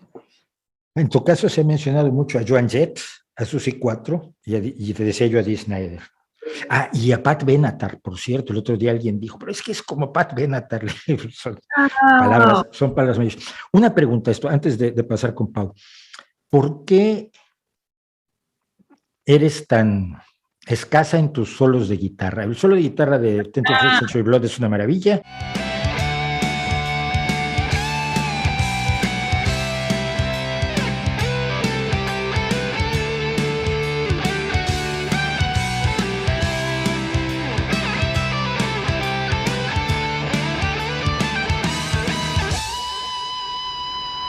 El de Z es excelente, me encantó el solo de guitarra, pero no están los solos de guitarra en todas las canciones, cosa que no es crítica. A veces creo que el guitarrista quiere estar cuando no tenía que estar, directamente. ¿Cómo conceptúas tú ese asunto? Porque hubo gente que me dijo, pero Kenny Wolf, ¿por qué no hay solo de guitarra? Bueno, porque Dani no lo quiso hacer, pero que nos explique. Mira, honestamente, cuando pienso en solos de guitarra, no los pienso como una necesidad del género, aunque honestamente sí se ve mucho así en canciones a lo largo de la historia del rock. Pero yo honestamente me voy con lo que la canción está pidiendo. Si siento que lo estoy poniendo por crear otro espacio que la canción no le va a rendir al sentimiento que estoy tratando de mandar o al mensaje que da la canción, prefiero no forzarlo. Y así también, ya cuando escuchan un solo mío, es como que ¡hay un solo! ¡Lo disfrutan más! Entonces, definitivamente es algo que no hago adrede. Me voy siguiendo a lo que la canción... No, y si ya tienes un puente bien largo, o sea, a veces nada más no aplica, ¿me explico? Y finalmente, Pau, 3 bateristas, yo tengo 2 de los que hablar contigo. Ok, Neil Peart siempre ha sido un baterista que me gustó mucho. Voy a encasillar a todos mis maestros en uno, pero realmente mis maestros, todos los que he tenido desde el primerito hasta el último que he tenido, me han inspirado tanto a hacer lo que hago y me han inculcado un amor para ese instrumento y para la música en general, porque yo con el piano siempre fue muy fácil expresarme ahí. Hay notas, había acordes que ya a mí me gustaban, pero con la batería a veces batallé tantito más en expresarme, especialmente en el momento de componer, y mis maestros siempre me han ayudado tanto a poder encontrar ese lugar en donde poder sacar mis sentimientos dentro de la batería. Y Gaby Pernera, el baterista de Eruca Sativa, me encanta como músico, como persona. Te mando un abrazo muy grande, corazoncitos. Bueno, te voy a decir, obviamente se habla de Keith Moon, no solamente por la expansividad de la instrumentación, sino por su aportación a un power trio. Pero yo cuando te veo pienso mucho en Trey Cool de Green Day, porque también trabaja al servicio de la canción y no al servicio del lucimiento personal. Chicas, muchísimas gracias. Ha sido fascinante, me encanta, me parecen deliciosas las 3 y soy su fan y voy a seguir siendo su fan y espero el álbum con muchísimo gusto y espero que cuando sean muy famosas podamos volver a tener una conversación para mi público, no para mí. Ojalá. Muchísimas gracias por este espacio para hablar de estas cosas que a veces no tenemos lugar para hablar. Entonces, damos un abrazo muy fuerte. Sigue rockeando y muchas gracias. Muchas gracias. Hasta luego. Pues esto es la conversación que tuve ayer con las chicas de The Warning. Como digo, extraordinarias personas. Lo cual siempre es bueno, ¿no? Cuando los músicos que te gustan resultan no ser malas personas, da mucho gusto. Me encantaría hacer más entrevistas, pero no las hago porque la mayoría de la gente que yo oigo escribe en inglés. Y yo sé que hay gente que ha atacado directamente a The Warning por escribir en inglés, ¿no? Otra vez caemos en el lío de este nacionalismo chato y roñoso, donde vives peleado con el resto del mundo porque no usa tu bandera, cosas por el estilo. Pues si pudiera hacer entrevistas en inglés, tendría yo una lista así de músicos con los que me encantaría conversar sobre lo que hacen. Pongo ejemplos: Molly Tuttle como guitarrista de bluegrass y de cada vez más géneros; Joe Bonamassa, que está produciendo y reviviendo y manteniendo el blues en alto, la bandera del blues; Larkin Poe, por supuesto. Bueno, yo entrevistaría a todo el mundo, pero no se puede porque pues, son entrevistas en inglés, nadie habla español tan bien como The Warning. Entonces, pues no las haré, o pensaremos qué hacer después. En todo caso, una pregunta que cortamos porque no tenía sentido: no me van a decir cuándo sale el álbum completo con las otras 6 canciones de Mayday, y no me van a decir cómo se llama. Entonces, como no me lo iban a decir, no lo dejamos. Muchísimas gracias. Hoy no hubo poesía porque creo que la poesía está mucho en las canciones, en cosas como The Stars Always Fade, las estrellas siempre se desvanecen, de The End. Me parece que hay un trabajo poético muy serio allí. Me parece que hay un trabajo de profundización en la historia que se está contando, que resulta enormemente refrescante en el rock. Así que pues esta semana no hubo poesía, pero hubo, como vemos, a The Warning. Lo demás, como siempre, ahí les dejo mi reputación para que la hagan pedazos. Yo calculo que la semana próxima volveremos a la normalidad. Tenemos que hablar de Halloween, tenemos que hablar de otras cosas. Esta semana no había mucho en RVDSQS, nuestro correo electrónico, que nuevamente les invito a todos a que lo usen, a que me hagan preguntas allí, que les voy a hacer más caso que al chat. O sea, ya saben que no me da la vida, y entonces estar en el chat y estar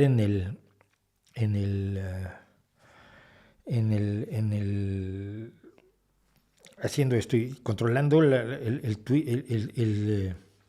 switcher que tengo aquí del software que mueve la cámara y hace que aparezcan y desaparezcan cosas como el logo, el logo cosas así, pues no me da la vida tampoco. Entonces usen el correo electrónico rvdsqs@gmail.com y ahí vamos a contar cosas. Gracias a quienes les gustó la entrevista. Yo insisto que no es una entrevista, es una conversación. Me gusta la música de estas mujeres de una manera arrolladora, y quería hablar con ellas de música. Quería hablar con ellas de mi pobre, quizás modesta, pero más o menos informada por los años, visión de lo que es el rock, porque nací con el rock y me voy a morir con el rock. De eso no tengo la menor duda, por más que me guste todo lo demás que sea así, por más que sea yo tan bluesero y tan folky y tan enamorado de la música clásica y tan rendido admirador de Bach sobre todo, y de la música medieval, que yo dediqué 2 años de mi vida únicamente a escuchar música medieval, conocer a Perotin y a Leonin y a Machot y a un montón de creadores a lo largo italianos, franceses y británicos, que hicieron esta música tan enormemente complicada, tan complicada como la que se hace hoy, la que hizo después Bach. Entonces, pero en el principio está el rock y en el final está el rock. Muchas gracias por acompañarme, muchas gracias díganles, si creen que fue una buena entrevista, pues díganselo a las chicas también, para que sientan que, porque a veces yo sé que les preguntan siempre lo mismo y se les hacen las preguntas fáciles, o las preguntas que una parte de los fans también les interesa y que es perfectamente legítimo tener, pero no, aquí me interesaba era otra cosa, porque lo que me interesa es la música. Ya no hablo más, me pasé 11 minutos de nuestra hora límite que yo impuse, además, que nadie me impone. Y una última cosa, por algo que acabo de ver: cantar en inglés. Miren, yo me burlé de Javier Batis, uno de los mejores guitarristas del mundo, probablemente, aunque casi nadie lo conoce, fue profesor de Santana, fue el que le enseñó a tocar la guitarra a Carlos Santana, Javier Batis. Pues Javier Batis decía que cantar en español, el rock, era como comer hot dogs con tortilla. Y yo pensé siempre, pues no tiene nada de malo comer hot dogs con tortilla. Yo quería un rock en español. Y teníamos, lo decía yo, un problema de letras, pero bastante grave durante muchísimos años. Y lo digo con los grupos que fueron mi adolescencia, Duk Duk, Tinta Blanca, Lobarmi, La Revolución de Emiliano Zapata, etc. Eran grupos que cantaban en español, pero cuyas letras eran para echarse a llorar, eran muy limitaditas poéticamente, en cuanto a metáforas, en cuanto a imágenes, y por supuesto en cuanto a rima, metro y ritmo, que son la base de escribir canciones, aunque sean malísimas. Y yo me preocupé siempre en mis canciones, que siempre pueden ver, por supuesto, si van a mi página web, las van a encontrar, están allí en SoundCloud. Todavía tenemos 5 o 6 canciones que hice con Toño Malpica. Pues siempre me preocupé porque la rima, el metro y el ritmo fueran los correctos. Fue la llegada de gente como José Cruz, de quien ya hemos hablado, con Jaime López, Rodrigo González, Carlos Arellano, que le dieron dignidad y seriedad a las letras, pero siguen siendo muy bajitas. Pero tampoco quiere decir eso que estés obligado a cantar en español y a cantar rancheras. Fito de la Parra sigue con Can't Hit, ya es el último integrante de la formación original. Fito de la Parra hizo toda su carrera también en Estados Unidos. Carlos Santana, pues no canta, pero no hace mucha música en español, ni tiene por qué hacerla. Ni tienen por qué hacer música en español de Warning, ni tiene por qué hacer música en inglés quien no quiera hacerla. Pero ese tipo de obligaciones de un nacionalismo de cuarta categoría que se ve a sí mismo como inferior, son muy preocupantes. Vamos a hablar de nacionalismo la semana que entra a partir de lo de Halloween. Ya decidí. ¿Qué les parece? Martínez en español es una maravilla, sí, pero lo que les pregunté a ellas tienen lectura, ellas se preocupan por esto. No es lo mismo cuando escuchas, mira, grandes instrumentistas, Lalo Tex, que se nos murió muy joven, de Tex-Tex, que todo el mundo creía que sí era de Texas, no, era de Texcoco, eran los 2 hermanos de Texcoco. Lalo era un guitarrista espectacular, un guitarrista maravilloso, pero las letras de Tex-Tex tenían claras deficiencias que no podemos negar. Isis, que llegó a ser una banda familiar, porque el guitarrista estaba casado con la bajista y su hijo estaba tocando la batería. Isis era uno de los pilares del rock duro en México, pero sus letras eran lamentables, no lamentables, pero eran letras muy deficientes, muy de haber estudiado mucha música y poco el lenguaje. Y yo soy ante todo escritor, soy una apasionada de la música, pero soy ante todo escritor. A mí lo que me fascina es el lenguaje. Por eso, cuando presenté aquí a José Cruz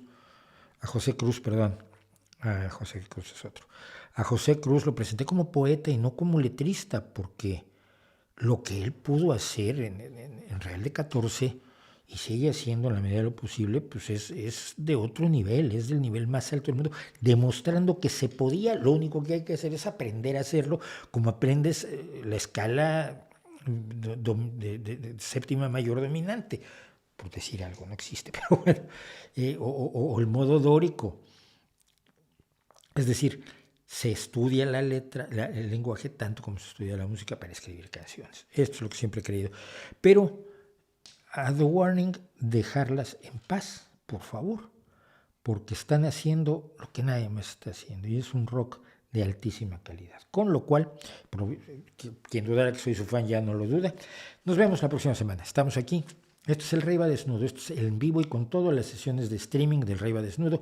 Vean nuestros vídeos también. El de esta semana ha tenido reacciones muy interesantes porque fue sobre Tom Paine, uno de los grandes personajes de la Ilustración y un hombre que se rigió por sus principios desde el principio hasta el final. Y para el martes próximo, no sé qué vamos a tener, pero siempre estará a su servicio. Muchas gracias. Ahí les dejo mi reputación para que la hagan pedazos, vuelvo a decir.